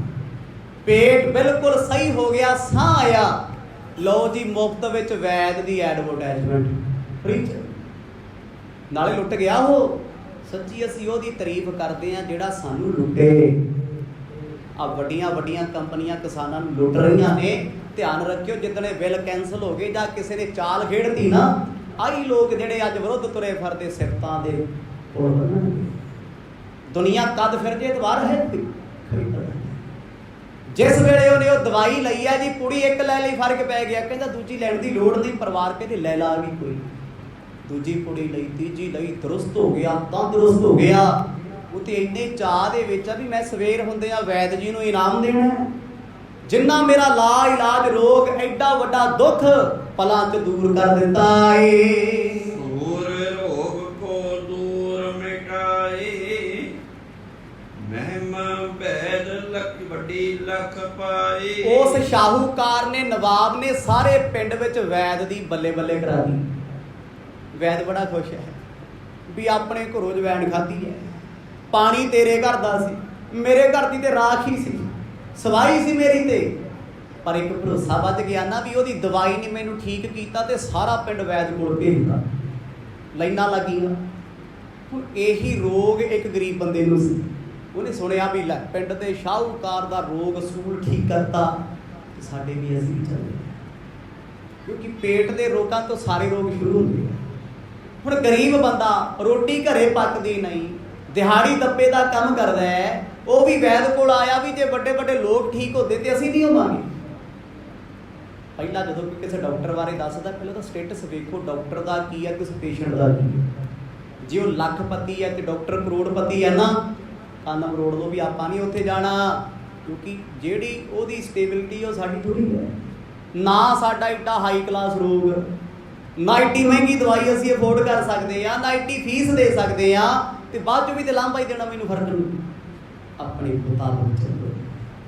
ਹੁਣ ਉਹ ਗਰੀਬ ਬੰਦਾ ਇੱਕ ਦੋ ਲੋਕਾਂ ਕੋਲੋਂ ਉਧਾਰ ਪੈਸੇ ਲੈ ਕੇ ਵੈਦ ਕੋਲ ਆ ਗਿਆ ਜੀ। ਕਹਿੰਦਾ ਮੈਂ ਵੈਦ ਕੋਲ ਜਾ ਕੇ ਆਪਣਾ ਦੁੱਖ ਦੱਸਾਂ, ਮੇਰੇ ਢਿੱਡ ਵਿੱਚ ਦਰਦ ਹੁੰਦਾ ਹੈ, ਮੇਰੇ ਵੀ ਸੂਲ ਉੱਠਦਾ ਏ। ਕਹਿਤ ਪਰਸੋ ਪੁਰੀ ਜੋ ਦੀਨਾ, ਇਹਨੇ ਰੋਗ ਕੀਨ ਮਹੀਨਾ। ਇਧਰੋਂ ਸ਼ਾਹੂਕਾਰ ਵੀ ਆ ਗਿਆ, ਸਾਰਿਆਂ ਸਾਹਮਣੇ ਆ ਕੇ ਕਹਿੰਦਾ ਵੈਦ ਜੀ ਜਿਹੜੀ ਕੁੜੀ ਤੁਸੀਂ ਮੈਨੂੰ ਦਿੱਤੀ ਹੈ ਨਾ, ਵਾਹ ਕਮਾਲ ਕਰਿਸ਼ਮਾ ਸਿੱਖੀ ਕੀ ਕਰਦਾ। ਅੱਜ ਮੈਂ ਭੁੱਖ ਵੀ ਲੱਗਦੀ ਹੈ, ਮੈਨੂੰ ਪਿਆਸ ਵੀ ਲੱਗਦੀ ਹੈ, ਚੰਗੀ ਨੀਂਦੇ ਸੋ, ਸ਼ੁਕਰਾਨਾ ਕਰਦਾ। ਉਹ ਰੋਗੀ ਸਾਹਮਣੇ ਬੈਠਾ ਹੈ, ਉਹਦਾ ਹੋਰ ਭਰੋਸਾ ਵੱਜ ਗਿਆ ਵੀ ਜੇ ਐਡੇ ਐਡੇ ਮਗਰਮੱਛ ਠੀਕ ਹੋ ਸਕਦੇ, ਮੈਂ ਨਹੀਂ, ਵੀ ਜੇ ਬੰਦਾ ਠੀਕ ਹੋ ਗਿਆ ਮੈਂ ਨਹੀਂ। ਜ਼ਰੂਰੀ ਨਹੀਂ ਹੈ ਹਰ ਦਵਾਈ ਹਰ ਬੰਦੇ ਨੂੰ ਫਿੱਟ ਬੈਠੇ, ਹਰ ਬੰਦੇ ਦਾ ਆਪਣਾ ਬਲੱਡ ਗਰੁੱਪ ਹੈ, ਆਪਣਾ ਸਰੀਰ ਹੈ, ਆਪਣੀ ਸਿਚੁਏਸ਼ਨ ਹੈ, ਆਪਣੀ ਪਿੱਤ ਵਾਏ ਕਫ ਬਲਗਮ ਆਪਣਾ ਆਪਣਾ ਸਿਸਟਮ ਹੈ, ਹਰ ਇੱਕ ਤੇ ਥੋੜਾ ਹੋਊਗਾ। ਡੀਜ਼ਲ ਗੱਡੀ 'ਚ ਪੈਟਰੋਲ ਪਾਉਂਗੇ ਚੱਲੂਗੀ, ਕਿਸੇ ਦੇ ਪਿੱਛੇ ਲੱਗ ਕੇ ਦਵਾਈ ਲੈਣ ਚੱਲ ਜਾਓ ਲੱਗੂਗੀ ਤੁਹਾਨੂੰ। ਹੋ ਸਕਦਾ ਉਹਨੂੰ ਫਿੱਟ ਪੈ ਗਈ, ਤੁਹਾਨੂੰ ਨਾ ਬੈਠੇ, ਕਿਸੇ ਨੂੰ ਮਾਂ ਸਵਾਦੀ ਹੈ, ਕਿਸੇ ਨੂੰ ਮਹਾਂ ਬਰਬਾਦੀ ਹੈ। ਅੱਜ ਵੈਦ ਕੋਲ ਬੈਠਾ ਉਹ ਗਰੀਬ ਹੋਰ ਭਰੋਸਾ ਕਰ ਗਿਆ ਵੀ ਜੇ ਏਡਾ ਅਮੀਰ ਬੰਦਾ ਠੀਕ ਕਰਤਾ ਤੇ ਮੈਨੂੰ ਵੀ ਰੋਗ ਹੋ ਗਈ ਹੈ। ਇਹ ਸੁਭਾਵਿਕ ਹੈ, ਸਾਡੀ ਆਦਤ ਹੈ, ਕੋਈ ਸਾਨੂੰ ਬਹਿ ਕੇ ਆਖੇ ਮੇਰੇ ਇੱਥੇ ਦਰਦ ਹੁੰਦਾ, ਐਵੇਂ ਹੁੰਦਾ, ਖਾਸ ਕਰਕੇ ਹਾਂ ਹਾਂ ਭੈਣੇ ਮੇਰੇ ਵੀ ਹੁੰਦਾ ਹੈ। ਮੇਰਾ ਮੋਢਾ ਦੁਖਦਾ, ਦਰਦ ਇੱਥੋਂ ਆ ਸਿਰ ਨੂੰ ਜਾਂਦਾ ਹੈ। ਵੀਰ ਕਹਿੰਦਾ ਯਾਰ ਮੇਰਾ ਵੀ ਦੁਖਦਾ ਹੈ। ਅੱਛਾ ਹੋਰ ਕੀ ਹੁੰਦਾ ਹੈ? ਸੇਮ ਇਹੀ ਪ੍ਰੋਬਲਮ ਮੈਨੂੰ ਹੈ। ਬੰਦਾ ਹੀ ਲੱਭਦਾ ਵੀ ਉਹਦੇ ਵਿੱਚ ਜਿਹੜੇ ਰੋਗ ਨੇ ਉਹ ਮੇਰੇ ਚ ਨੇ। ਕਦੇ ਵੇਖਿਆ ਵੀ ਉਹ ਨਾਮ ਜਪਦਾ ਮੈਂ ਕਿਉਂ ਨਹੀਂ ਜਪਦਾ, ਉਹ ਸੇਵਾ ਕਰਦਾ ਮੈਂ ਕਿਉਂ ਨਹੀਂ ਕਰਦਾ, ਉਹ ਸਤਸੰਗ ਕਰਦਾ ਮੈਂ ਕਿਉਂ ਨਹੀਂ ਕਰਦਾ? ਨਹੀਂ, ਮਾੜੇ ਪਾਸੇ ਦੇ। ਜਿਸ ਵੇਲੇ ਵੈਦ ਦੇ ਸਾਹਮਣੇ ਉਹਨੇ ਆਪਣਾ ਰੋਗ ਦੱਸਿਆ, ਵੈਦ ਨੇ ਉਹਦੀ ਨਬਜ਼ ਫੜੀ, ਵੇਖਿਆ ਵੀ ਰੋਗ ਤੇ ਇਹਨੂੰ ਵੀ ਉਹੀ ਹੈ, ਪੇਟ ਦਾ ਰੋਗ ਹੈ। ਉਮਰ ਕਿੰਨੀ ਹੈ? ਹਿਸਾਬ ਲਾਇਆ ਵੀ ਬੰਦਾ ਇਹ ਵੀ ਅਜਵੈਣ ਵਾਲਾ ਹੀ ਆ। ਆਖੋ ਸਤਿਨਾਮ। ਹੁਣ ਸਾਰਿਆਂ ਨੂੰ ਇੱਕੋ ਹਿਸਾਬ ਥੋੜੀ ਹੋਊਗਾ। ਵੈਦ ਬੜਾ ਸਿਆਣਾ ਏ। ਹੁਣ ਗਰੰਕ ਵੈਦ ਘਰ ਮਾਹੀ, ਜੇ ਟਿਕ ਇੱਕ ਵਿਰਾਟ ਕਰਨਾ ਹੀ। ਹੁਣ ਵੈਦ ਹਮੇਸ਼ਾ ਡਾਕਟਰ ਪੇਸ਼ੈਂਟ ਨੂੰ ਇਕੱਲੇ ਬਿਠਾ ਕੇ ਗੱਲ ਕਰਦੇ ਆ, ਕਿਉਂਕਿ ਕਈ ਗੱਲਾਂ ਅੱਟੇ ਸੱਟੇ ਹੁੰਦੇ ਆ, ਕਈ ਗੱਲਾਂ ਖਰੀਆਂ ਹੁੰਦੀਆਂ। ਸਾਰੇ ਬਾਹਰ ਕਰਕੇ ਉਸ ਗਰੀਬ ਬੰਦੇ ਨੂੰ ਪੁੱਛਦਾ ਹੈ, ਕਹਿੰਦਾ ਤੈਨੂੰ ਰੋਗ ਕੀ ਹੈ? ਕਹਿੰਦਾ ਜੀ ਦੇਖੋ ਰੋਗ ਇਹ ਹੈ। ਕਹਿੰਦਾ ਪੈਸੇ ਕਿੰਨੇ ਤੇਰੇ ਕੋਲ? ਕਹਿੰਦਾ ਇੱਕ ਕੌਡੀ ਵੀ ਹੈ। ਡਾਕਟਰ ਨੇ ਹਿਸਾਬ ਲਾ ਲਿਆ ਵੀ ਇਹਨੂੰ ਮਹਿੰਗੀ ਦਵਾਈ ਲਿਖੇ ਦਾ ਫਾਇਦਾ ਕੋਈ ਨਹੀਂ ਆਉਣਾ, ਨਹੀਂ ਪ੍ਰਚਾਰ ਕਰਨਾ ਵੀ ਲਟੇਰਾ ਹੋ, ਇਹ ਤਾਂ ਠੱਗ ਹੈ। ਬੜੇ ਧਿਆਨ ਨਾਲ ਡਾਕਟਰ ਕਹਿੰਦਾ ਜੇ ਤੇਰਾ ਰੋਗ ਸਸਤੇ 'ਚ ਠੀਕ ਕਰਦੇ ਆ, ਉਹ ਗਰੀਬ ਬੰਦਾ ਹੈ। ਕਹਿੰਦਾ ਜੀ ਮੈਂ ਤੁਹਾਡੇ ਪੈਰ ਫੜਦਾ, ਪੈਰ ਧੋਊਂਗਾ ਜੀ, ਸਾਰੀ ਜ਼ਿੰਦਗੀ ਤੁਹਾਡੀ ਤਾਰੀਫ ਕਰੂੰ, ਮੈਂ ਤੇ ਦੁਖੀ ਬੜਾ ਸਮਝ ਨਹੀਂ ਸਕਦਾ, ਮੇਰਾ ਰੋਗ ਹਟਾ ਦਿਓ। ਉਦਰ ਪੀਰ ਤਿਨ ਸਕਲ ਸੁਣਾਏ, ਮਮ ਦੁਖ ਭੰਜ ਕਰੋ ਉਪਾਈ। ਰੋ ਪਿਆ ਰੋਗੀ ਗਰੀਬ, ਕਹਿੰਦਾ ਮੇਰਾ ਦੁੱਖ ਕੱਟ ਦਿਓ ਜੀ, ਮੈਂ ਤੇ ਤੁਹਾਡੇ ਭਾਂਡੇ ਵੀ ਮਾਂਜਦੇ ਆ। ਉਹ ਕਹਿੰਦਾ ਕੋਈ ਨਾ, ਪਰ ਕਹਿੰਦਾ ਤੈਨੂੰ ਮੇਰੇ ਤੇ ਕਿੰਨਾ ਭਰੋਸਾ? ਕਹਿੰਦਾ ਜੀ ਬੇਹੱਦ ਭਰੋਸਾ। ਕਿਉਂ ਹੈ? ਕਿਉਂਕਿ ਤੁਸੀਂ ਸ਼ਾਹੂਕਾਰ ਠੀਕ ਕਰਦਾ। ਅੱਖਾਂ ਬੰਦ ਕਰਕੇ ਭਰੋਸਾ ਨਾ ਵਿਸ਼ਵਾਸ ਹੈ। ਵੈਦ ਨੇ ਫੇਰ ਪੁੱਛਿਆ, ਕਹਿੰਦਾ ਯਕੀਨ ਹੈ? ਕਹਿੰਦਾ ਜੀ ਜੇ ਯਕੀਨ ਆ ਤਾਂ ਹੀ ਤੇ ਆਏ ਆ। ਇਹ ਬੜੀ ਗਹਿਰੀ ਗੱਲ ਹੈ। ਕਿੱਥੇ ਜਾ ਕੇ ਭਾਈ ਬਾਲਾ ਜੀ ਨੇ ਖੋਲਣੀ ਹੈ ਗੱਲ? ਸਿਮਰਨ ਦੀ ਚੱਲਦੀ ਹੈ, ਬੰਦਗੀ ਦੀ ਚੱਲਦੀ ਹੈ, 3-4 ਯੁੱਗਾਂ 'ਚ ਕੁਝ ਨਹੀਂ ਹੋਇਆ ਜੋ ਹੁਣ ਹੋ ਰਿਹਾ। ਜਦੋਂ ਕਹਿੰਦੀ ਸਾਰੀ ਗੱਲ ਸੁਣੀ, ਗਰੀਬ ਦਾ ਅੱਖਾਂ ਬੰਦ ਕਰਕੇ ਭਰੋਸਾ ਸੀ। ਕਹਿੰਦਾ ਰੱਖ ਲੋ ਭਾਵੇਂ ਮਾਰੋ, ਤੁਹਾਡੇ ਵਾਜੋ ਮੈਂ ਕਿਤੇ ਨਹੀਂ ਜਾਣਾ। ਸੁਣਤ ਬੈਦ ਨੇ ਰੋਗ ਪਛਾਨਾ, ਹੈ ਜਨ ਕੋ ਦੁਖ ਧਨੀ ਸਮਾਨਾ। ਫਿਰ ਹੱਸ ਕੇ ਵੈਦ ਕਹਿੰਦਾ ਤੈਨੂੰ ਵੀ ਉਹੀ ਰੋਗ ਆ ਜਿਹੜਾ ਉਸ ਧਨੀ ਸ਼ਾਹੂਕਾਰ ਨੂੰ ਸੀ। ਉਹਦਾ ਵਿਸ਼ਵਾਸ ਬਣ ਗਿਆ ਵੀ ਉਹਦਾ ਠੀਕ ਹੋ ਗਿਆ, ਆਪਣਾ ਵੀ 100% ਪਤਾ ਹੈ, ਕਿਉਂਕਿ ਬਿਮਾਰੀ ਉਹੀ ਨਿਕਲੀ ਹੈ। ਜੇ ਤੁਹਾਡੀ ਸ਼ੂਗਰ ਠੀਕ ਹੋ ਗਈ, ਗਵਾਂਢੀ ਕਹਿੰਦਾ ਯਾਰ ਮੇਰੀ ਵੀ ਹੋ ਗਈ, ਉਹਨੇ ਫਲਾਣੀ ਦਵਾਈ ਖਾਧੀ ਹੈ, ਐਵੇਂ ਕਿਵੇਂ ਹੋਊਗੀ? ਤੁਹਾਡੀ ਸ਼ੂਗਰ ਦਾ ਲੈਵਲ ਕੀ ਹੈ, ਤੁਹਾਡੀ ਬਿਮਾਰੀ ਦਾ ਲੈਵਲ ਕੀ ਹੈ, ਉਹਦੀ ਸ਼ੁਰੂਆਤ ਕਿੱਥੋਂ ਹੋਈ, ਕਿਹੜੇ ਔਰਗਨ ਤੋਂ ਹੋਈ, ਕਿਉਂ ਹੋਈ ਹੈ, ਉਹਦੇ ਕਾਰਨ ਕੀ ਰਹੇ ਹੋਣਗੇ, ਇਹ ਦੇਖਣਾ ਪੈਂਦਾ। ਪਰ ਜਦੋਂ ਉਹਨੇ ਕਹਿਤਾ ਵੀ ਧਨੀ ਠੀਕ ਹੋ ਗਿਆ, ਅਮੀਰ ਬੰਦਾ ਠੀਕ ਹੋ ਗਿਆ, ਆਹੀ ਬਿਮਾਰੀ ਸੀ ਮੇਰੀ ਵੀ ਠੀਕ ਹੋ ਜੂ, ਵੈਦ ਨੇ ਥਾਪੜਾ ਦਿੱਤਾ, ਕਹਿੰਦਾ ਲੈ ਤੂੰ ਠੀਕ ਹੈ, ਆ ਮੇਰੇ ਕੋਲ ਇੱਕ ਕੁੜੀ ਲੈ ਜਾ, ਇਹਨੂੰ ਘਰ ਜਾ ਕੇ ਲੈ ਲਈ, ਪਰ ਇਸ ਦਵਾਈ ਨਾਲ ਤੈਨੂੰ ਪਰਹੇਜ਼ ਕਰਨ ਦੀ ਲੋੜ ਕੋਈ ਨਹੀਂ। ਉਹਨੂੰ ਪਰਹੇਜ਼ ਦੱਸ ਦੇ, ਇਹਨੂੰ ਦੱਸਿਆ ਕੁਝ ਨਹੀਂ।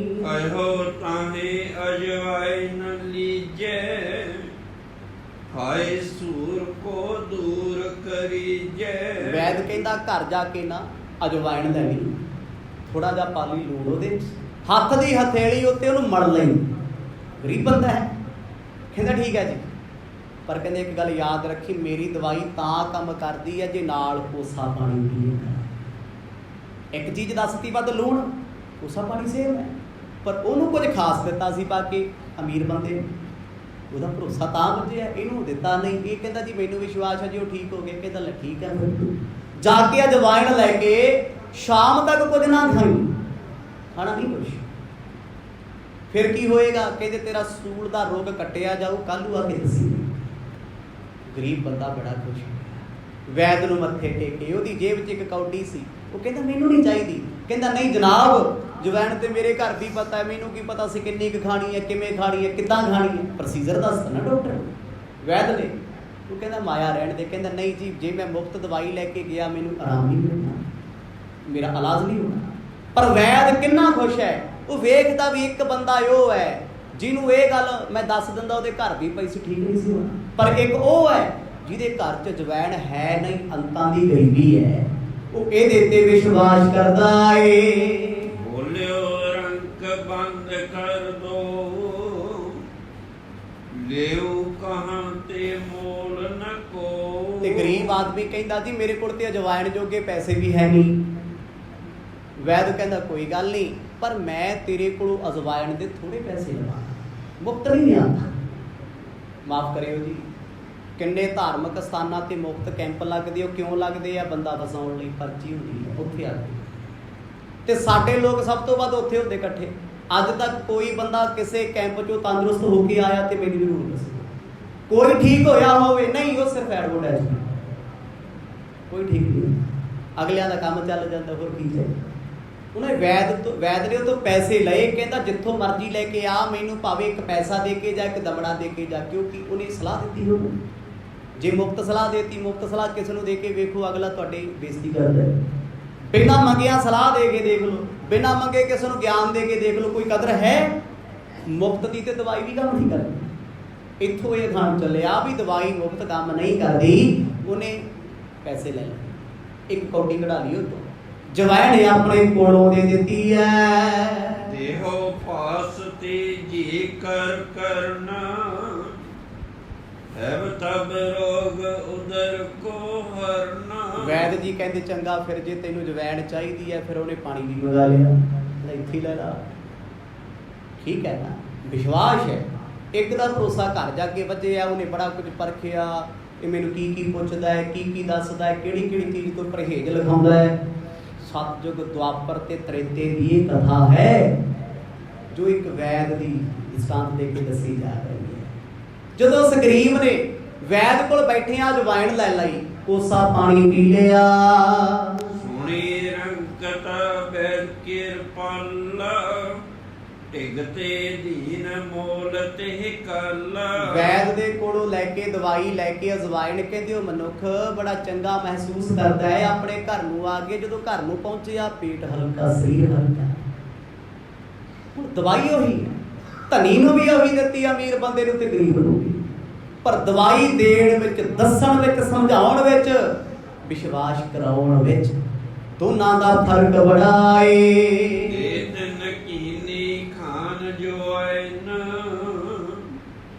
ਸਰਬ ਸੁਰ ਤੇ ਉਦਰ ਪਲਾਇਨ। ਘਰੇ ਆਇਆ, ਜਵੈਣ ਖਾਧੀ, ਰੋਗ ਠੀਕ ਹੋ ਗਿਆ। ਪਰ ਵੈਦ ਇੱਕ ਗੱਲ ਸਿਖਾ ਗਿਆ ਸੀ ਵੀ ਜਿਹੜਾ ਨੁਸਖਾ ਤੈਨੂੰ ਦੱਸਿਆ ਕਿਸੇ ਹੋਰ ਨੂੰ ਨਾ ਦਸੀ। ਲੋੜ ਤੇ ਹੈ ਵੈਦ ਕੋਲ ਆਉਣ ਦੀ, ਦੁਬਾਰਾ ਫੇਰ ਕਦੇ ਬੈਣੀ। ਕਹਿੰਦਾ ਠੀਕ ਹੈ ਜੀ। ਉਧਰ ਅਮੀਰ ਬੰਦਾ ਸਿਫਤਾਂ ਕਰਦਾ ਵੀ ਇਸ ਵੈਦ ਵਰਗਾ ਵੈਦ ਕੋਈ ਨਹੀਂ, ਵੈਦ ਵਰਗਾ ਕੋਈ ਵੈਦ। ਇੱਧਰ ਗਰੀਬ ਸਿਫਤਾਂ ਕਰਦਾ ਫਿਰਦਾ ਹੈ, ਕਹਿੰਦਾ ਬਈ ਇੱਕ ਪੂਰੀ ਦਿੱਤੀ ਉਹਨੇ ਆਪਣੇ ਕੋਲ, ਪਲਾਂ ਵਿੱਚ ਮੈਨੂੰ ਉਹਦੀ ਸਲਾਹ ਨੇ, ਉਹਦੀ ਦਵਾਈ ਨੇ ਤੰਦਰੁਸਤ ਬਣਾਇਆ ਏ। ਐਸੀ ਰੀਤ ਦੇਖ ਗੁਰੂ ਪੂਰੇ, ਦੀਏ ਉਪਦੇਸ਼ ਸ਼ਕਤ ਲਖ ਪੂਰੇ। ਹੁਣ ਫਿਰ ਭਾਈ ਬਾਲਾ ਜੀ ਕਹਿੰਦੇ ਪੂਰਾ ਸਤਿਗੁਰੂ ਵੈਦ ਵਰਗਾ ਏ। ਮੇਰਾ ਵੈਦ ਗੁਰੂ ਗੋਬਿੰਦਾ, ਹਰ ਹਰ ਨਾਮ ਅਵਖਦ ਮੁਖ ਦੇਵੈ, ਕਾਟੈ ਜਮ ਕੀ ਫੰਦਾ। ਗੁਰੂ ਗੋਬਿੰਦ ਪਰਮਾਤਮਾ ਸਤਿਗੁਰ ਸੱਜਣ ਮੇਰਾ ਵੈਦ ਹੈ, ਅਵਖਦ ਨਾਮ ਦਵਾਈ ਹੈ। ਉਹਨੇ ਨਾਮ ਦੀ ਦਵਾਈ ਦੇ ਦਿੱਤੀ।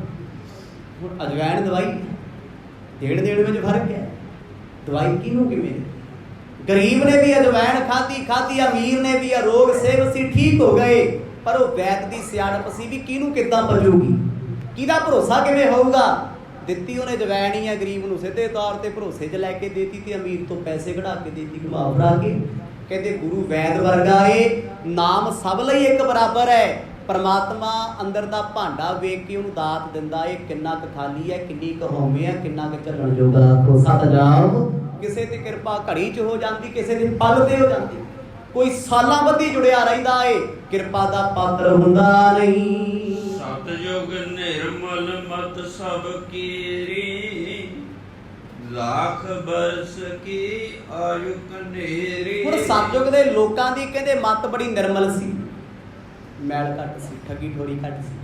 ਪਰ ਕਿਹਦੀ ਉਮਰ ਵਿਧਾਨ ਦੇ ਮੁਤਾਬਕ 1 ਲੱਖ ਸਾਲ ਦੀ ਸੀ। ਲੰਬੀਆਂ ਉਮਰਾਂ ਉਹੀ ਕਾਪੀ ਕਰਦੇ ਰਹੇ ਯੋਗੀ ਸਿੱਧ।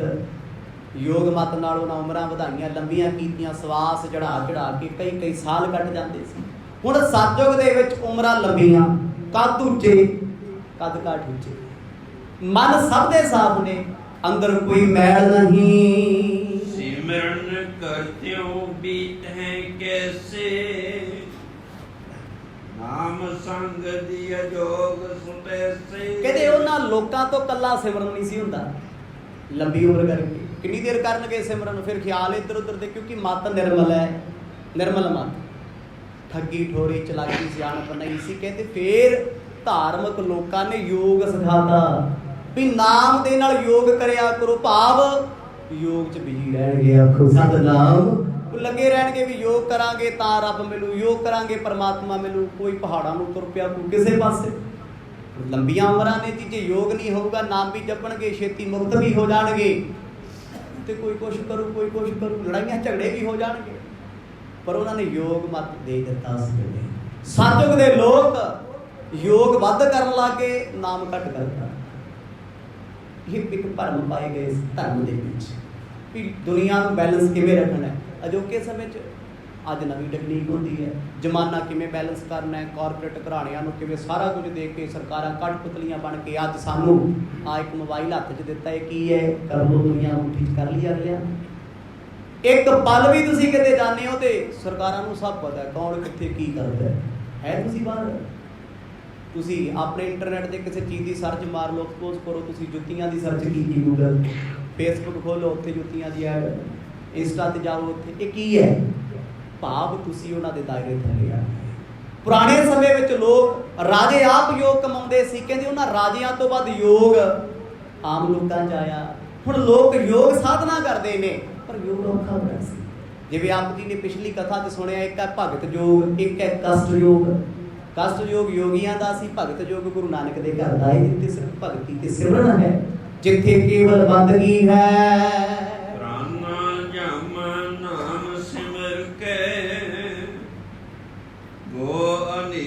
ਜਗ ਸਾਗਰ ਤਰ ਕੇ। ਕਹਿੰਦੇ ਪ੍ਰਾਣਾਯਾਮ ਲੋਕਾਂ ਨੇ ਕਰਨਾ ਸ਼ੁਰੂ ਕੀਤਾ, ਬੜਾ ਔਖਾ ਸੀ, ਬੜਾ ਕਠਿਨ ਸੀ, ਨਾਲ ਨਾਲ ਨਾਮ ਜਪਦੇ ਰਹੇ। ਕਹਿੰਦੇ ਤਾਰਿਆ ਨਾਮ ਨਹੀਂ ਹੈ, ਭੁਲੇਖਾ ਹੋ ਗਿਆ ਵੀ ਪ੍ਰਾਣਾਯਾਮ ਤਾਰ ਗਿਆ। ਸਤਿਨਾਮ।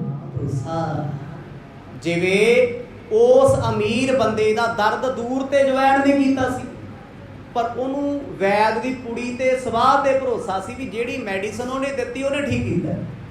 ਭਰੋਸਾ ਕਰਦੇ ਸੀ। ਇੱਥੇ ਦਵਾਈ ਜਿਹੜੀ ਹੈ ਨਾਮ ਦੀ, ਸਤਿਯੁਗ ਦੇ ਵਿੱਚ ਸਵਾਹ ਦੀ ਕੁੜੀ ਕਹਿੰਦੇ ਪ੍ਰਾਣਾਯਾਮ ਯੋਗ ਦੇਤਾ, ਜਿਸ ਭਲੇਖੇ ਲੋਕ ਪਾਰ ਹੋ ਗਏ। ਕੋਈ ਲੜਿਆ ਨਹੀਂ, ਝਗੜਾ ਨਹੀਂ ਕੀਤਾ, ਫਸਾਦ ਨਹੀਂ ਕੀਤਾ, ਮੁਕਤੀ ਵਾਸਤੇ ਭੱਜੇ ਨਹੀਂ, ਉਹ ਯੋਗ ਕਮਾਉਂਦੇ ਰਹੇ, ਠਹਿਰਾਵ 'ਚ ਬੈਠੇ ਰਹੇ। ਕਹਿੰਦੇ ਵਾਰੀ ਸਿਰ ਸਭ ਫਿਰ ਮੁਕਤ ਹੁੰਦੇ ਗਏ। ਹੋਰੋ ਤ੍ਰੇਤਾ ਯੁਗ ਜਪਿਆ ਵਾ 10,000 ਕੀ ਆਏ ਰਹਾਵਾ। ਫਿਰ ਵਿਚਾਰਾਂ ਦੇ ਤਲ ਤੇ ਤ੍ਰੇਤਾ ਯੁਗ ਸ਼ੁਰੂ ਹੋਇਆ। ਕਹਿੰਦੇ ਲੋਕਾਂ ਦੀ ਉਮਰ ਲੱਖ ਸਾਲ ਤੋਂ ਘਟ ਕੇ 10,000 ਸਾਲ ਤੇ ਹੋ ਗਈ। ਪਰ ਹੁਣ ਇੱਥੇ ਲੋਕਾਂ ਵਿੱਚ ਯੋਗ ਦਾ ਧਿਆਨ ਘਟ ਗਿਆ, ਯੁੱਗ ਬਦਲਿਆ, ਵਿਚਾਰ ਬਦਲ ਗਏ, ਖਿਆਲਾਤ ਬਦਲ ਗਏ, ਲੋਕਾਂ ਦਾ ਰਹਿਣ ਸਹਿਣ ਉੱਠਣ ਬਹਿਣ ਸਭ ਕੁਝ ਤਬਦੀਲ ਹੋ ਗਿਆ। ਤੋ ਨਰਨ ਟਿਕ ਤਰਬ ਪਾਰਾ ਤਿਨ ਪਿਖਿਆ ਸੀ ਉਪਦੇਸ਼ ਉਚਾਰਾ। ਯੋਗੀਆਂ ਸਾਧੂਆਂ ਫਕੀਰਾਂ ਨੇ ਵੇਖਿਆ ਵੀ ਲੋਕਾਂ ਕੋਲ ਤੇ ਪੈਸਾ ਹੀ ਬੜਾ ਆ ਗਿਆ। ਤ੍ਰੇਤਾ ਯੁੱਗ ਯੁੱਗਾਂ ਦੇ ਵਿੱਚੋਂ ਸਭ ਤੋਂ ਅਮੀਰ ਯੁੱਗ ਸੀ, ਲੋਕਾਂ ਦੇ ਘਰ ਪੈਸੇ ਨਾਲ ਭਰੇ ਸੀ, ਸੋਨੇ ਚਾਂਦੀ ਨਾਲ। ਹੁਣ ਮਾਇਆ ਲੜਾਈ ਦਾ ਕਾਰਨ, ਲੜਾਈ। ਨਾਮ ਜਪਦੇ ਸੀ ਲੋਕ ਉਦੋਂ ਵੀ, ਪਰ ਨਾਮ ਜਪਦਿਆਂ ਹਉਮੈ ਖੜੀ ਸੀ, ਮੇਰੀ ਬੰਦਗੀ ਵੱਡੀ, ਮੇਰਾ ਤਪ ਵੱਡਾ, ਮੇਰਾ ਪ੍ਰਾਣਾਯਾਮ ਵੱਡਾ, ਮੈਥੋਂ ਵੱਡ ਸਿਆਣਾ ਕੋਈ ਨਹੀਂ, ਮੈਨੂੰ ਰੱਬ ਛੇਤੀ ਮਿਲੂ। ਕਹਿੰਦੇ ਹੰਕਾਰ ਪਿੱਛੇ ਖੜੇ। ਫਿਰ ਯੋਗੀਆਂ ਸਾਧੂਆਂ ਨੇ ਵਿਚਾਰ ਕੀਤਾ ਵੀ ਇਹਨਾਂ ਲੋਕਾਂ ਨੂੰ ਕਿਸੇ ਕੰਮ ਨਹੀਂ ਲਾਈਏ, ਇਹਨਾਂ ਕੋਲ ਪੈਸਾ ਬੜਾ, ਮਾਇਆ ਦੇ ਸਿਰ ਤੇ ਪਾਪ ਕਰਨਗੇ, ਇਹਨਾਂ ਰੱਬ ਰੱਬ ਨਹੀਂ ਕਰਨਾ, ਪਰਮੇਸ਼ਰ ਨੂੰ ਧਿਆਉਣਾ ਨਹੀਂ। ਸਿਮਰਨ ਨਾਮ ਜੋਗ ਕੀ ਕਰਨਾ ਜਹੀ ਧਰਮ ਪਵ ਬੰਧਨ ਹਰਨਾ। ਫਿਰ ਉਹਨਾਂ ਨੇ ਕਿਹਾ ਵੀ ਸਿਮਰਨ ਦੇ ਨਾਲ ਨਾਲ ਤੁਸੀਂ ਜਿਹੜਾ ਯੋਗ ਕਰਦੇ ਹੋ ਇਹਨੂੰ ਭਾਵੇਂ ਘੱਟ ਕਰਦੇ ਹੋ, ਫਿਰ ਹੁਣ ਤੁਸੀਂ ਇੱਕ ਨਵੀਂ ਰਵਾਇਤ ਸ਼ੁਰੂ ਕਰਨੀ ਹੋ ਕਿ ਯੱਗ, ਯੱਗ ਹਵਨ ਸੌਖਾ ਹੁੰਦਾ ਹੈ, ਲੱਖਾਂ ਰੁਪਏ ਦਾ ਖਰਚਾ। ਕੋਈ ਅਸਮੇਧ ਜੱਗ, ਗਊ ਮੇਧ ਜੱਗ ਰਾਜੇ ਕਰਦੇ ਸੀ। ਕਹਿੰਦੇ ਇਹਨਾਂ ਕੋਲ ਪੈਸਾ ਬੜਾ ਹੈ, ਇਹ ਯੱਗ ਦੇ ਵਿੱਚ ਆਪਣਾ ਪੈਸਾ ਲਾਉਂਦੇ ਰਹਿਣਗੇ, ਬਹਾਨੇ ਨਾਲ ਨਾਮ ਜਪੀ ਜਾਣਗੇ, ਨਾ ਕੋਈ ਲੜਾਈ ਨਾ ਕੋਈ ਝਗੜਾ, ਬਹਾਨੇ ਨਾਲ ਤਰ ਜਾਣਗੇ। ਆਖੋ ਸਤਿਨਾਮ। ਜਿਵੇਂ ਉਸ ਵੈਦ ਨੇ ਆਪਣੀ ਅਜਵਾਇਣ ਦਵਾਈ ਗਰੀਬ ਨੂੰ ਸਿੱਧੇ ਤੌਰ ਤੇ ਦੇਤੀ ਤੇ ਅਮੀਰ ਨੂੰ ਵਲ ਵਿੰਗ ਪਾ ਕੇ ਦੇਤੀ। ਸਵਾਹ ਦੀ ਮੁੱਠੀ ਦੇਤੀ ਕਰ। ਤੇ ਫਿਰ ਅੱਜ ਵੀ ਅਖਾਣ ਨੇ ਕਹਿੰਦੇ ਜੀ ਜੇ ਵੇਖੋ ਰਾਮ ਆਉਣਾ ਨਾ ਜੀ ਸਵਾਹ ਦੀ ਟੁਟਕੀ ਨਾਲ ਆ ਜਾਣਾ, ਨਾ ਆਇਆ ਲੱਖਾਂ ਦੀ ਦਵਾਈ ਨਾਲ ਨਹੀਂ ਆਉਣਾ। ਇੱਥੋਂ ਚੱਲਿਆ ਅਖਾਣ। ਹੁਣ ਇੱਥੇ ਕਹਿੰਦੇ ਤ੍ਰੇਤੇ ਵਿੱਚ ਮਾਇਆ ਜ਼ਿਆਦੇ ਸੀ, ਲੋਕਾਂ ਨੂੰ ਯੱਗ ਵਾਲੇ ਪਾਸੇ ਲਾਤਾ। ਯੱਗ ਕਿਹੜਾ ਮਾੜੇ ਸੀ, ਪਰ ਯੱਗ ਕਰਨ ਵਾਸਤੇ ਲੱਖਾਂ ਰੁਪਈਆ ਚਾਹੀਦਾ ਸੀ, ਦੇਸੀ ਘਿਓ ਚਾਹੀਦਾ ਸੀ, ਹਵਨ ਸਮੱਗਰੀ ਚਾਹੀਦੀ ਸੀ, ਧਾਰਮਿਕ ਲੋਕ ਚਾਹੀਦੇ ਸਨ। ਫਿਰ ਰੌਲਾ ਸੀ ਜੱਗ ਸੰਪੂਰਨ ਹੋਣਾ ਕਿ ਨਹੀਂ ਹੋਣਾ। ਕਿਉਂ ਕੀਤਾ ਐਡ? ਲੋਕਾਂ ਕੋਲ 10,000 ਸਾਲ ਦੀ ਉਮਰ ਹੈ, ਪੈਸਾ ਬਹੁਤ ਹੈ, ਤੇ ਮਾਇਆ ਪਿੱਛੇ ਡਾਂਗੋ ਡਾਂਗੀ ਹੋਣਗੇ। ਇਹ ਨਾਮ ਜਪਣ ਪਿੱਛੇ ਲੜਿਆ ਕਰਨਗੇ ਵੀ ਮੈਂ ਜਪਣਾ ਤੂੰ ਗਾਉਣਾ ਜਪਾਉਣ ਵਾਲਾ। ਕਹਿੰਦੇ ਜਦੋਂ ਯੱਗ ਵਾਲੇ ਪਾਸੇ ਲੱਗ ਕੇ ਯੱਗ ਦੇ ਬਹਾਨੇ ਓਮ ਓਮ ਰਾਮ ਰਾਮ ਜਪਦੇ ਰਹੇ। ਕਹਿੰਦੇ ਵਿੱਚ ਕਈ ਮੁਕਤ ਹੋ ਗਏ, ਕਈ ਹੰਕਾਰ ਚ ਰਹਿ ਗਏ। ਆਖੋ ਸਤਿਨਾਮ।